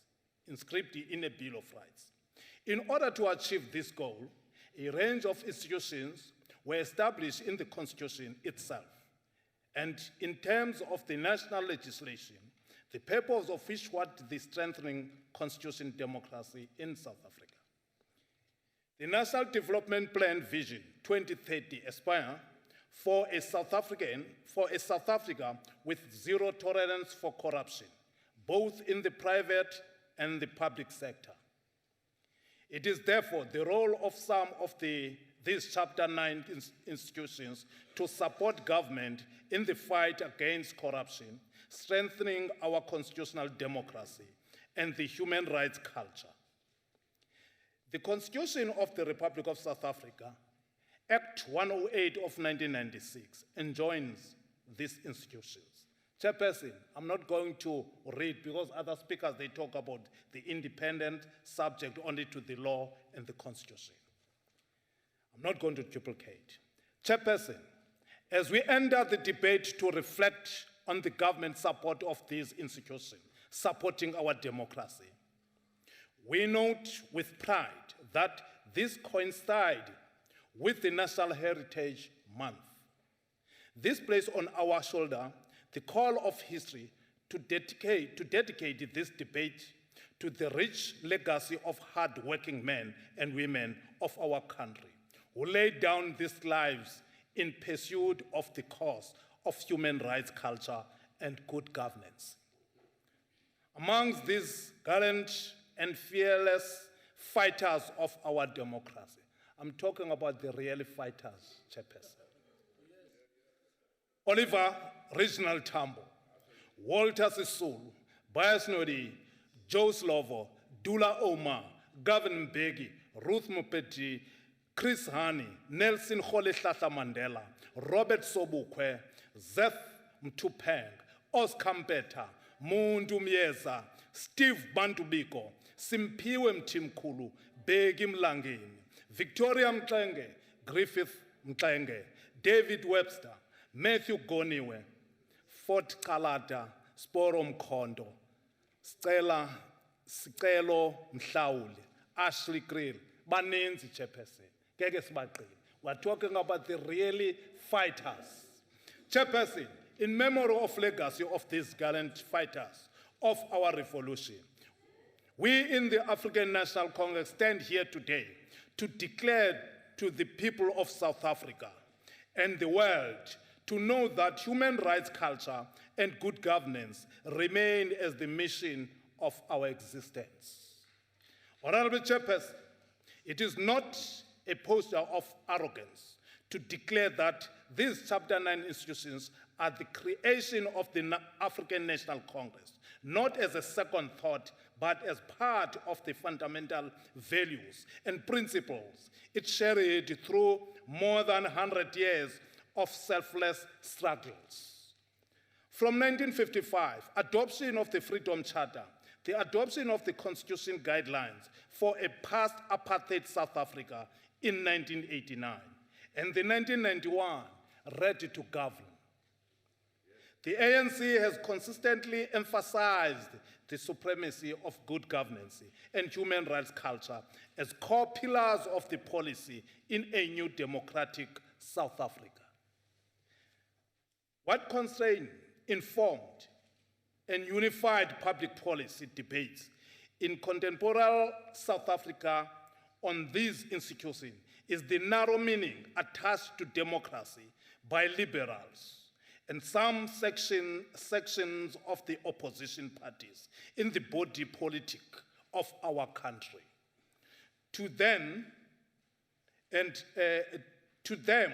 democracy means the unquestionable and unlimited rights of the opposition to tell the ANC how to govern as not using its democratic majority, let alone its tried and tested superior ideas to prevail on any issue of public interest. That cannot be the case. The view of the majority should prevail in any democracy. The ANC is as much protected by democracy like any other parties. There is no middle road, as Noitatas goes. The recent public protector report on the security upgrades at the residence of the president has exposed how far these tenants can turn blind eye to the fundamental tenets of democracy and constitutionalism. In pursuit of the narrow sectarian agenda, we have seen how people went out of their way to create international alarm of constitutional crisis in South Africa. For what? Simple. To blackmail the ANC to accede constitutional crisis, to accede to their agenda. It is our view as the ANC that the greatest test of the meaning of our constitution to live of our people will only find expression not in the figments of our imagination, but in the actual arena of struggle. The more we act in good faith, eliciting the intervention of Chapter 9 institution, the more we give meaning to the Constitution. The public protector, in her recent televised interviews, demystified what can only be described as an attempt by the opposition to create a permanent reality on the basis of temporal mood generated by passing events. This relates to the attempt to paint the ANC as anti-constitution, anti-public protector, and the role of law simply on the basis of the contestation around the said report. In this interview, the public protector acknowledged, one, unprecedented contestation and public debate generated by the report, which at times assumed acrimonious posturing on both sides. Express appreciation of how executive has always been cooperative and of assistance in her investigations, especially the president. Two, further considered that given the seniority of the office involved in the investigation, namely the president, that was understandable. She went further to appreciate this as part of democracy and dismiss any potential of constitutional crisis as the courts of law are finally arbiter on the matter. As the leading force of our nation, democratic revolution, the ANC will continue to support and strengthen all institutions supporting our democracy. We need to remind everyone to know that, to us, the duty imposed by the battle of ideas in society will never find us neutral on any issue.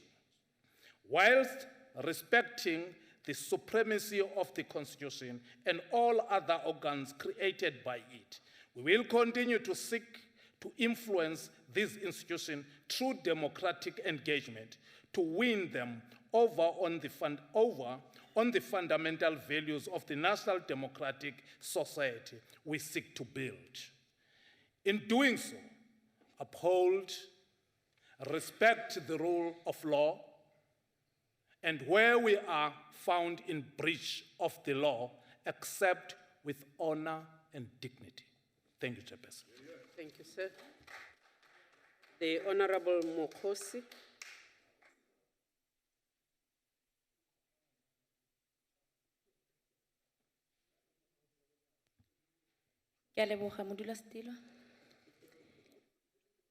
It was refreshing to hear then Minister of Finance, Mr. Gordon, when he presented his medium-term budget statement to Parliament in 2012 and made a call to strengthen anti-corruption measures and support institutions supporting democracy by providing additional resources to agencies such as Public Protector. Only when the Office of the Public Protector started investigating the Honorable President, Mr. Zuma, a clear site and monument of corruption, where the Public Protector found that he benefited unduly and he must pay back the portion of the money, which to this day, the Honorable President, Mr. Zuma, failed to do so, used ANC majority in Parliament to sweep corruption under the carpet and blame some junior in the Department of Public Works. The possibility of funding for the Office of the Public Protector disappeared altogether. Instead, during the Public Protector recent appearances in Parliament, the Public Protector was subjected to personal, unprofessional, and unparliamentary attacks by members of the Justice Portfolio Committee, particularly its chairperson, Honorable Matule Motshekga. All other government persons will never respect the Office of the Public Protector and other institutions supporting democracy following an open defiance by President Zuma with his ad hoc committee choir. And today, the Office of the Public Protector has not received additional much-needed funds. There are highly burdened cases of which many ANC deploying who to continue to loot state resources are responsible for. Parliament, as an institution that is supposed to embody and represent the spirit of democracy, an institution essential to South African democracy today, has been into a militarized institution. Police officers are removed from policing crime and violence in townships infested with gangsterism. Instead, they are appointed illegally by the Speaker to police members of Parliament, beat them, and remove them from chambers when they differ in views. We have been physically harassed in this very same campus, and we continue to be threatened. Our voters can be rest assured. If the ANC and the DA think they can collude to silence the EFF MPs with militarizing Parliament through unconstitutional rules, they are very wrong. The EFF will not apologize for the economic freedom struggle. We are here to stay. How can we expect any meaningful debate in Parliament about institutions supporting democracy when it is this very same Parliament that is leading the destruction of institutions supporting democracy? How can we expect any meaningful debate in Parliament about institutions supporting democracy when it is the ANC government that forces into institutions supporting democracy to spend millions of rands on legal fees on court cases when they refuse to implement remedial actions? How can we expect any meaningful debate about democracy at all, anywhere in the country, when one institution that is supposed to support and lead democracy is failing? Institutions that support democracy need adequate funding so that they build internal administrative and technical capacity to carry out their constitutional mandate. Like judiciary, institutions that support democracy must be independent from all political interference to allow these institutions to carry out their constitutional mandate. Institutions that support democracy must be allowed to carry out their mandate. If there are disagreements, parties must use appropriate legal processes to contest the outcome of work conducted by institutions supporting democracy. No one has the right to claim ownership over institutions supporting democracy, to see, not to abide by their work. The institutions are there for a purpose. Ha ke fetsa ke be ke re vukadaki, ke re Tanya Spoti wa jelwa. Ke a leboha. Thank you, Honorable Member. The Honorable Kaula.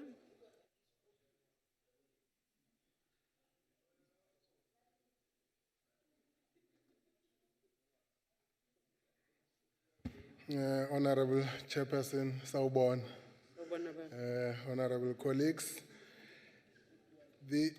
some of the institutions supporting democracy in our country include the Chapter 9 institutions. Clause 1, 8, 1, 2, 3, and 4 of our Constitution has this to say about these institutions, and I quote, 2, these institutions are independent and subject only to the Constitution and the law, and they must be impartial and must exercise their powers and perform their functions without fear, favor, or prejudice. 3, other organs of state, through legislative and other measures, must assist and protect these institutions to ensure independence, impartiality, dignity, and effectiveness of these institutions. And 4, no person or organ of state may interfere with the functioning of these institutions, unquote. The Chief Justice of our country, Justice Mukheng, has recently called for and lobbied for a meeting between the judiciary of the country and the presidency, the executive. This was necessitated by the continued public attacks onto the judiciary by the executive and some members of the ruling party. When the executive arm of the country, who form the core leadership of the ranks of the ruling party, continuously attack and ridicule the judiciary of a country, an important state organ, this does not help democracy to grow. In accordance with what I've just read, such behavior is against the spirit of the Constitution. The key words in what I've referred to from the Constitution are independent, impartial, without fear, favor, or prejudice, assist, protect, dignity, effectiveness, interfere. These institutions are accountable to Parliament. One can therefore not claim that they cannot be criticized. But when that happens, is it in accordance with the spirit and letter of the Constitution? For example, the IFP has always maintained that it is wrong for the IEC to utilize the services of the Teacher Union SATU as election officials during elections. The IFP says so because SATU is an affiliate of COSATU, and COSATU is an alliance in elections and government with the ANC. But the IEC has so far not listened to this. This compromises to a great deal the impartiality of the IEC in running fair and just elections in our country. Whenever we say this as the IFP, we are always mindful of not ridiculing the institution, the IEC, in order to not jeopardize its integrity in the community.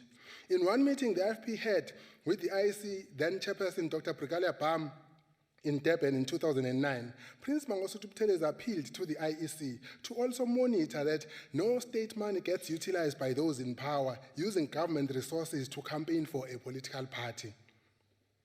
The IEC has not yet come up with a plan to cap this. We believe that it is their responsibility to ensure fairness. However, the manner that this is raised does not amount to ridicule. The same cannot be said about the ANC government in their approach to dealing with the Office of the Public Protector. The Public Protector has been ridiculed, mesmerized, and reduced to a state of nothingness by the ruling party in public. This is, of course, not in accordance with the spirit and letter of the Constitution in respect of institutions supporting democracy. This has even resulted to putting the Office of the Public Protector at stake when Parliament would not listen to appeals for adequate funding for this office. Some practice of late that the IFP finds very ambiguous and ironical is that with some of the key institutions, we have seen the state president who is responsible for appointing their heads, appointing them. But the very same office, the presidency, has been writing to such heads after appointing them, asking them to give reasons why they should not be regarded as fit to hold office. Very funny. Why appoint them and 8 months, 12 months down the line, they are doubted in their ability to hold office. This is disservice to democracy. Another stakeholder worth mentioning is Parliament, particularly the NCOP and the NA. Parliament, both National Assembly and NA, need to stop behaving like they are an extension of the executive. Oversight and accountability must be made effective and meaningful through Parliament and not just ukugcina icala. Ngiyathokoza sihlalo. Ngiyabonga baba. The Honorable De Beer.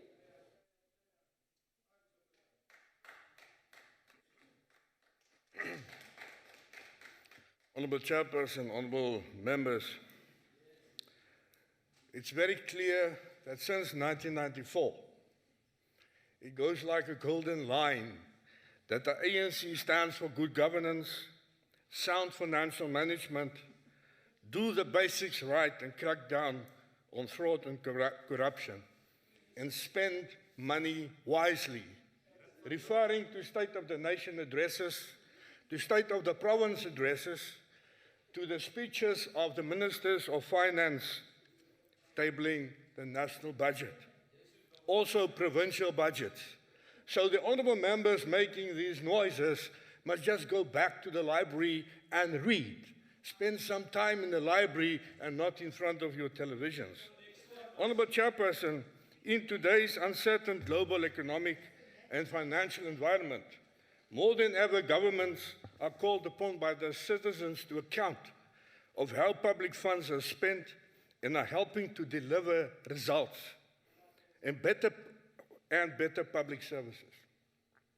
Supreme audit institutions as the lead public sector audit organizations focusing on accountability and transparency of public funds are uniquely placed to contribute to building and sustaining stronger and more effective accountability mechanisms between governments and their citizens.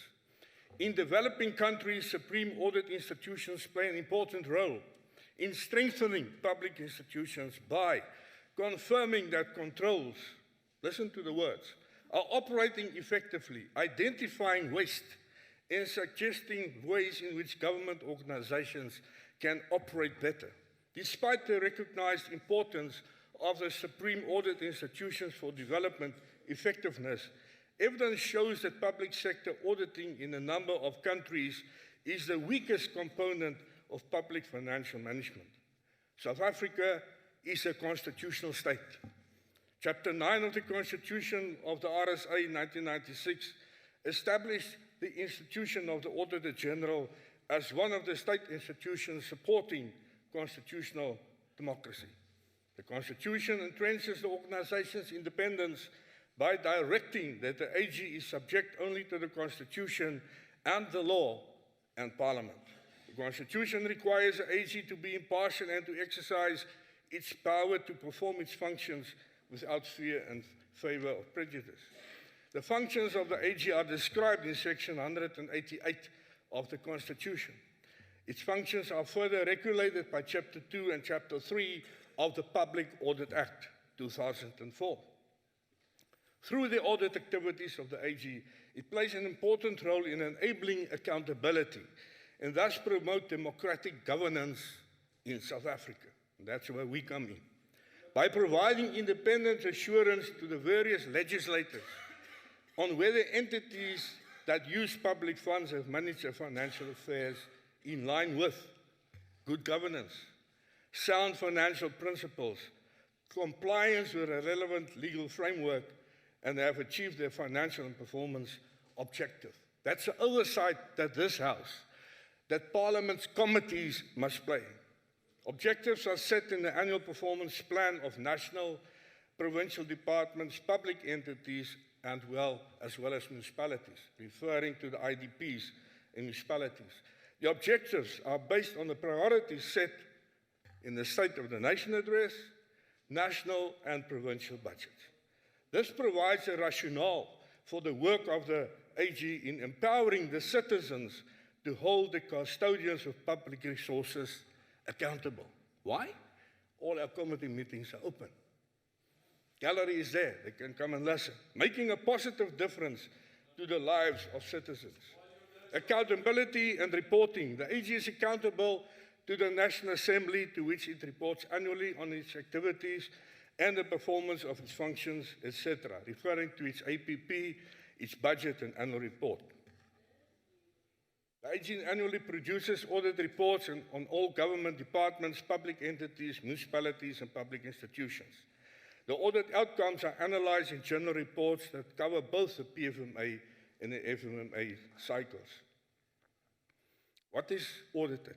The fair representation and the absence of material misstatements in the financial statements.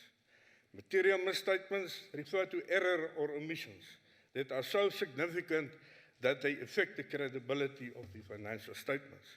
Useful and reliable measurement and reporting by auditees on their performance in the annual performance report in accordance with the strategic objectives in the APPs. The focus is on the quality of financial statements and annual performance reports and compliance with key legislation.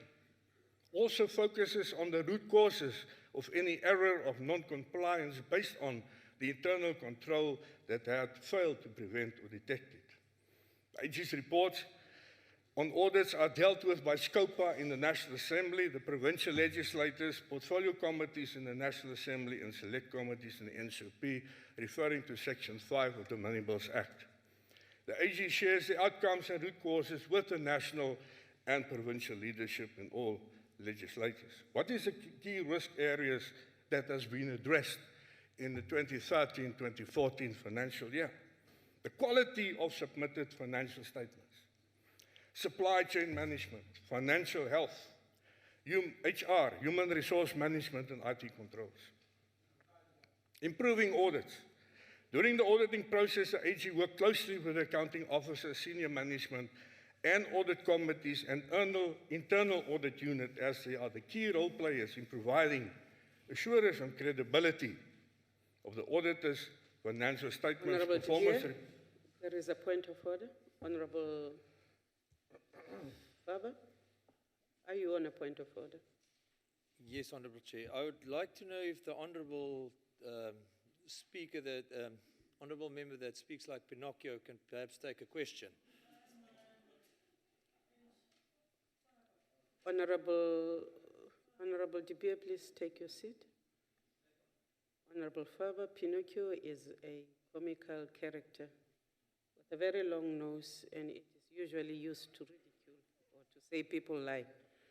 I do not know what the implications are. I am just going to caution that you do not call any other member of this House Pinocchio or the Honourable Pinocchio Chair, character. I did not call the honourable member. I said speaks like Pinocchio. Yes, I heard you properly. I have said, please do not call or refer to any member of this House as speaking like Pinocchio. It is very small things like this that end up making us what we do not want to be. We have so far, honourable members, enjoyed your debate. You have been nice and rowdy and very lively, without any vestiges of rudeness. Honourable De Beer, do you want to take a question from the Honourable Faber? No, Honourable Chairperson. Honourable Faber, Uyala. Please continue.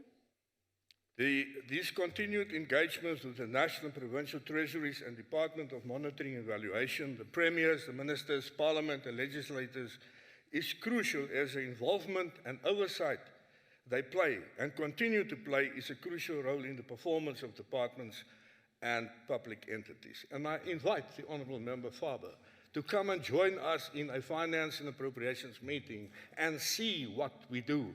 But, sir, you will have to do your homework before you come to that meeting. Otherwise, you are useless. The AG share its message on key controls. Honourable De Beer, please withdraw the word useless. I withdraw the word useless, Thank you, sir. Chairperson. The AG Order, shares- members. The AG shares messages on key controls, risk areas and root causes with them and obtain and monitor their commitments to implement initiatives that can improve the audit. Honourable Chetty, I can hear you from here. You are protected. Honourable De Beer, please proceed. Chairperson, how do we achieve a clean audit? Matters reported by external and internal auditors should receive time and management attention. Internal control should address the following key areas: leadership, financial performance management, and governance. Looking at leadership, establish a culture of honesty, ethical business practices, and good governance. Honourable Faber? Yes. Exercise oversight responsibility, doing your work as a member of the committee. Ensure active human resource practices. Implement appropriate policies and procedures. Financial and performance management. Ensure proper record keeping of all transactions. It's not so difficult, just do the basics right. Maintain effective controls over daily and monthly processing and reconciling of transactions. Honourable De Beer, I've got a point of order. Honourable Faber. Honourable Chair, with due respect, I don't mind, and I don't want to name names and things because I understand it is maybe not 100% correct. But Honourable Chair, one cannot speak the truth in a different way so much. It is really upsetting. It's clear very clear to the heart, or close to the heart, that this cannot be true. So I can't say it's not true, but it's very far from the truth. What is the point of order, Honourable Faber? Honourable Chair, I would just like to know, I would like to ask the Honourable Charles De Beer a few questions, but I understand that he doesn't want to take them. And it's... Honourable Faber, thank you for making your point. Honourable De Beer. I invite the Honourable Member to the next Committee of Finance meeting and you can put your questions there. Financial and performance management, producing regular, accurate and complete financial performance reports. Review and monitor compliance. Honourable De Beer. Honourable... Yes, sir. Thank you for the opportunity, Honourable Chairperson. Is it a point of order, sir? The point of order is, through you, I'd like to ask a question to the Honourable Speaker. Will he take my question? Honourable De Beer, do you wish to take a question? Chairperson, no, my time is nearly up. Yeah, I'm not taking a question. Honourable De Beer, please continue. Chairperson, on governance, ensure that risks are periodically identified, assessed and effectively mitigated. Maintain an adequately resourced and functioning internal audit units. Maintain an audit committee that performs its legislative duties and promotes accountability and service delivery. What do we say?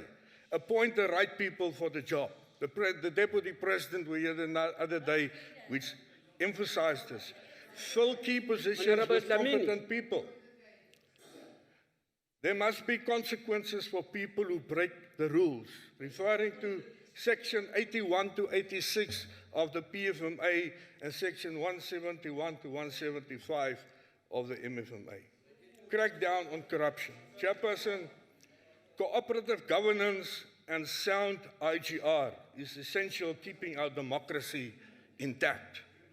In terms of the overall objective to transform the South African society to a democratic society based on human dignity, equality, and freedom, the AG is credible and independent, an independent institution strengthening our constitutional democracy.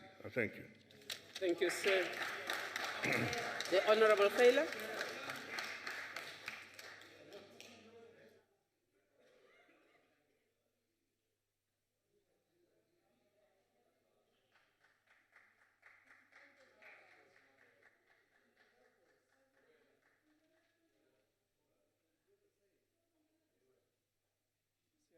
Banubuyile mama abafana bakho bebesiphethe kakubi gqitha sezoba report.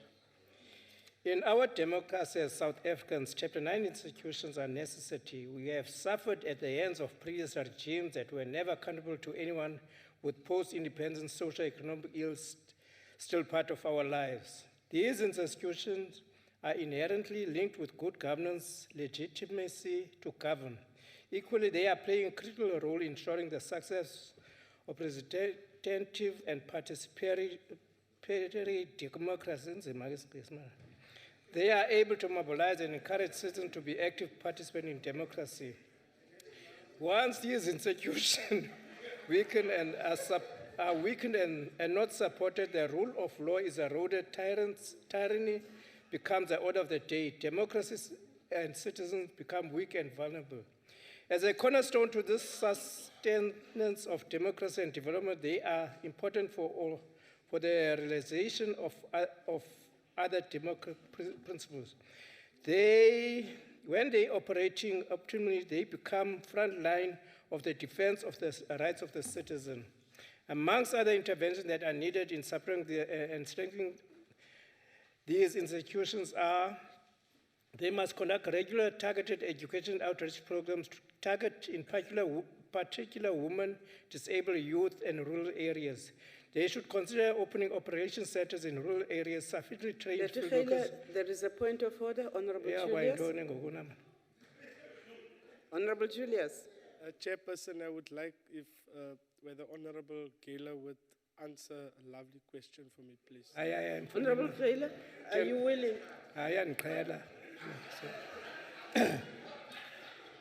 These institutions should adopt a proactive approach towards their work. All public representative political parties, non-governmental organizations, and other organs of civil society should cooperate and run a civic education program. Finally, we as legislators must lead society in demonstrating through practical ways that we respect and support and strengthen these institutions. We must at all times follow and uphold findings and report in supporting democracy. Honorable Chairperson, the late Dr. Slabber's Commission on democratic election proposed that the country's president should be elected by the citizens and of this country, and also proposed a 50-50 PR system and a 50 constituency system. Luckily, in a book, the former chairperson, Umamu Brigelier Bam, has proposed that. Niyabona ke chairperson, ubana benzike le lonto leyo, abantu bazonywelela upresident. Ngengazange kuthi upresident ofundileyo obhadleyo areplace ngumuntu oyingxaki ongafuna uye ecourt ozimele ecourt. Lifikele ke ixesha ubana thina singabantu baseMzantsi Afrika sike simele inyani. Sivumele nansi ku-IEC as Chapter 9 institution. Table le report lena kuxoxwe ngayo sizonyulela upresident esimthandayo ozomela thina esothi ngowethu lona inkosi. Thank you, sir. The Honorable Lont.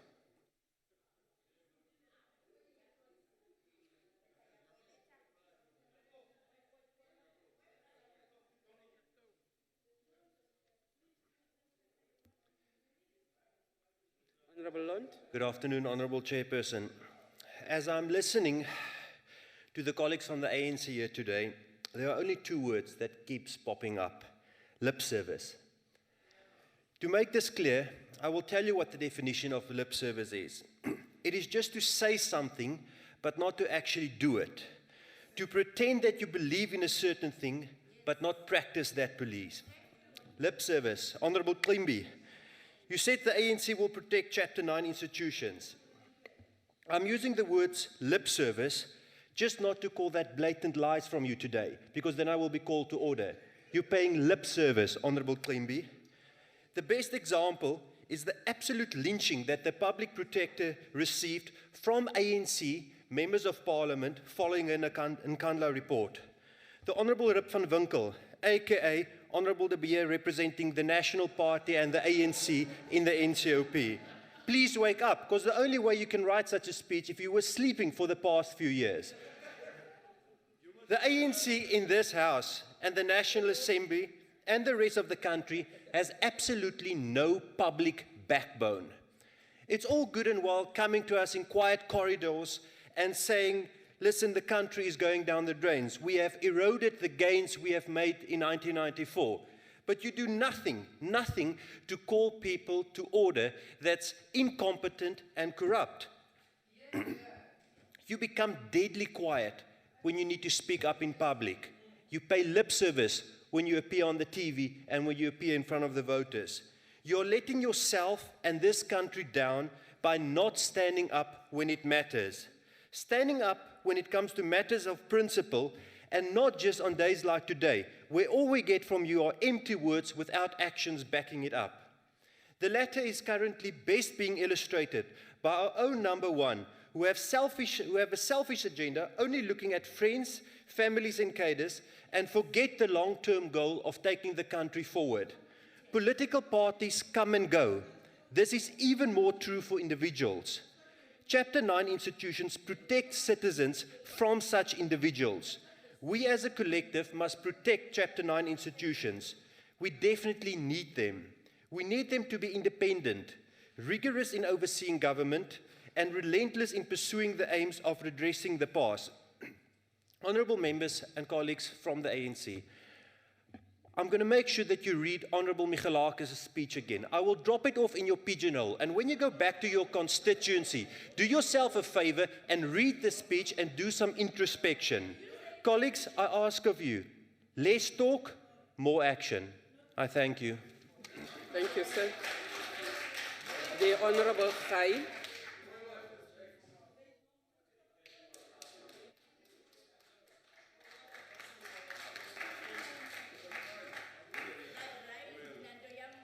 Order. Honourable Chairperson, honourable members, honourable ladies and gentlemen. The African National Congress was at the center of crafting, inspiring and bringing into operation the interim constitution or transitional constitution of 1993. Between 1991 and 1993, multi-party negotiations known as Convention for Democratic South Africa, CODESA, was convened with the ANC championing this initiative. The interim constitution of 1993 was mainly intended to provide a bridge between the past and the future and facilitate the governance of South Africa, while elected Constitutional Assembly drew up a final constitution. The interim constitution was approved in Kempton Park and was duly endorsed by the last apartheid parliament and became the Constitution of the Republic of South Africa, Act 200 of 1993. The interim constitution was restricted largely to civil and political rights, as it contained the Bill of Rights, which guarantees the right protected by International Human Rights Convention. It provided that everyone shall enjoy all universally accepted fundamental rights, freedom, and liberties. However, the interim constitution went further than these rights and liberties by including what were innovative rights of national constitution, such as rights of access to information, the right to administrative justice, a qualified right of the free pursuit of economic activity, the right to an environment which is not harmful to health or well-being, the right of children to security, basic nutrition, basic health and social services, language and cultural rights, and educational rights. This was informed by the constitutional guidelines that were published by the African National Congress in 1988. Building on the spirit and intention of the Freedom Charter of 1955, which included proposal for a constitutional state-based on Bill of Rights.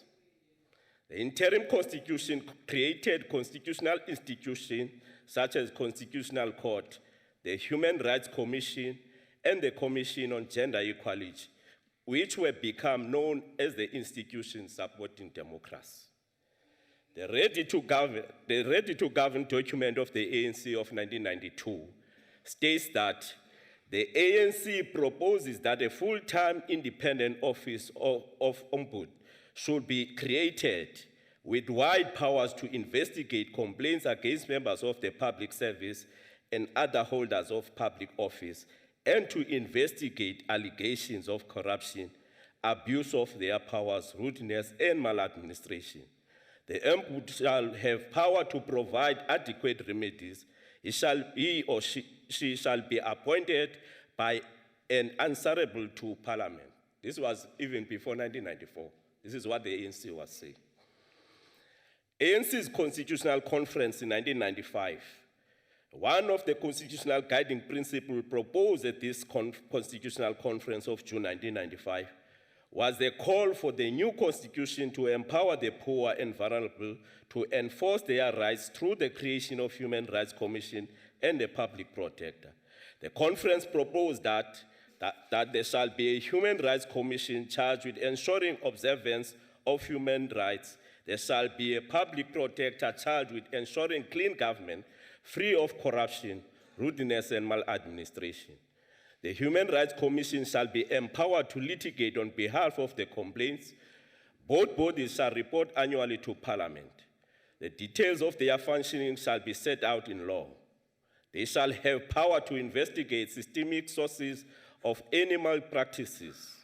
These institutions shall have necessary resources and powers to perform their function and shall be empowered to negotiate or mediate between complainants and the body or person who is the subject of the complaint.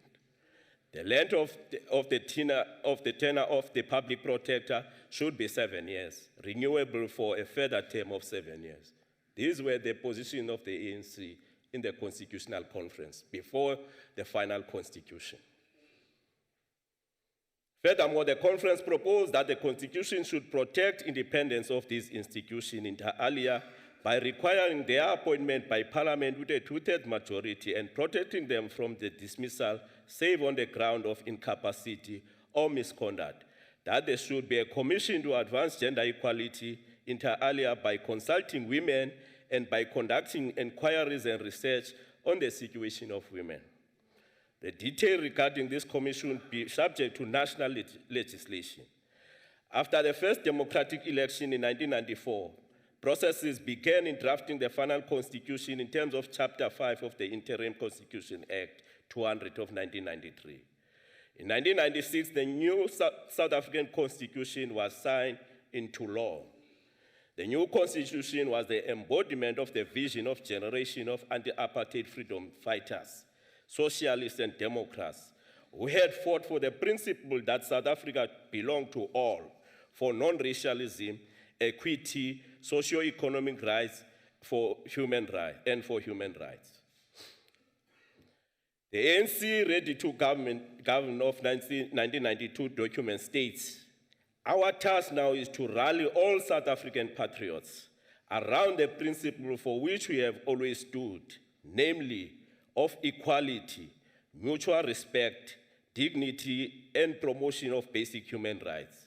After so many decades of struggle and sacrifice, we must achieve a constitution that guarantees that oppression, discrimination, inequality, and division will never stop our land again.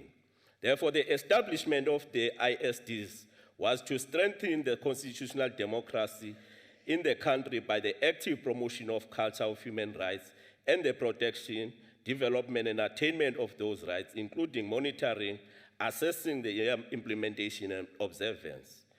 The object was a complete transformation of our society from a culture that was oppressive, secretive, and profoundly disrespectful of basic human rights into a human rights-based culture in which human dignity of all is respected. The ANC government has consistently supported the increase of public protector budget. Honorable Mohos. The public protector's budget, for instance, currently stands at 246 million, more than double that of South African Human Rights Commission, which is currently at around 140 million. The ANC has supported these increases due to ever-increasing cases, which places additional burden on the investigative capacity of the institution. These significant increases happened at a time when most organs of the state had to take budget cuts. For instance, during the same period that the public protector's budget almost tripled, the Human Rights Commission only increased from 74.4 to 128.1 million. I'm left with under 1 minute. Let me just go to some of the points that have been raised by other parties and just deviate from the speech. With regard to the issue of the public protector, you know, we have so many of these commissions, but the focus of the minority parties on this one institution, the public protector. In her own words, the public protector commended the South African government for implementing the remedies or recommendation that she has made. That is what she has done. Coming to the issue that is raised by First Honorable George about the CADA deployment. The ANC has 62% of the electorate. So it's possible that out of every 100 people, you'll have 62 people that are members of the African National Congress. So it's not a mistake. It's not a mistake. But also, many of the people that are in the institution, some of them you're praising them, including the public protector. The last time I know, she was herself a member of the African National Congress. So there are a lot of other ANC members that are occupying high position in government. That most of them you are praising. In fact, we don't look at whether you have a membership of the ANC when you get appointed in position. The ANC government has appointed many of the opposition parties into a position. For example, high commissioners in various countries were once high-ranking members of the DA, for example. Honorable Khai, you are rounding So, up. You are rounding up, sir. In rounding up. Others were even members of the SABC board that you are referring to. The ANC is the only organization that also understand that there are various skills in other parties as well. For example, it's the only first organization that decided that SCOPA should be chaired by a person from the opposition. It's not in the constitution, it's just the initiative that the ANC has taken, you know, because it understands and also consider other skills from other organizations. Your time has expired, sir. Thank you. Diabong. The Honorable Nyambi.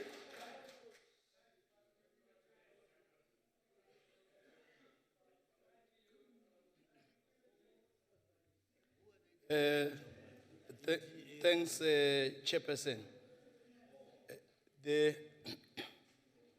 The listeners and people that were following this debate will be mistaken and think we're discussing something else. The topic today, as I outlined it,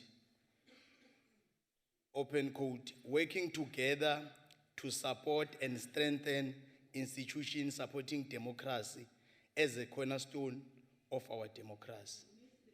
Close quote. Honorable Lond, you miss it. Allow me to quote Amica Cabral. Tell no lies, claim no easy victories. The ANC government is the one that created these institutions supporting democracy. And it's a fact. Where were they? We are the first to respect the institutions we have created. However, we are alive to some of the challenges. This is not only unique only in South Africa or our circumstances. Honorable members, ANC wants to build non-racial, non-sexist, democratic, united, and prosperous South Africa. Even in the past, the ANC was not fighting against people. It was fighting against a system.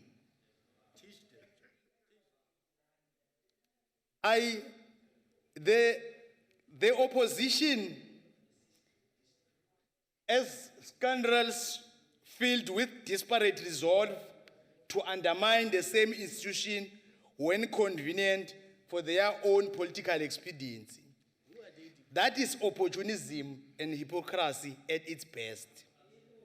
The ANC remains the credible defenders of our democracy and its principle. Honorable Chairperson, let all political parties be assured that with confidence we shall deplore any voice and studied elements that undermine human dignity but purport degradation. Honorable Chairperson, I'm not going to waste time and mention some parties that are selective on rules application because of their opportunism and shallowness.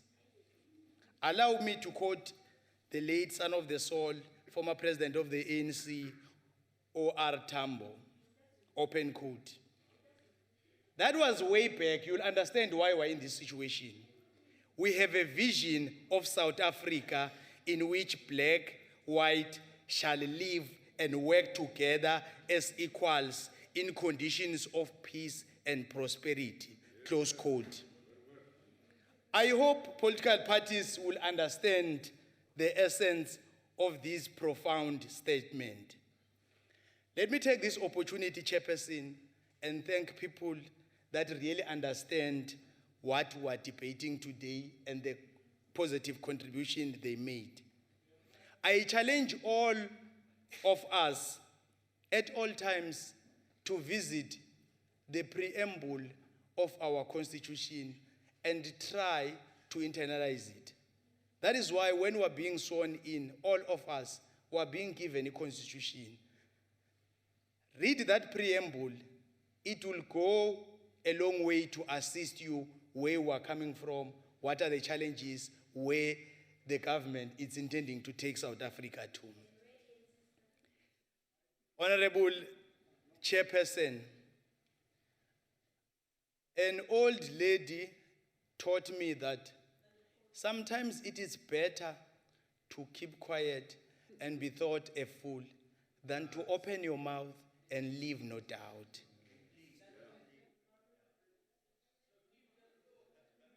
Let me repeat it, Honorable Faber, so that you can hear it.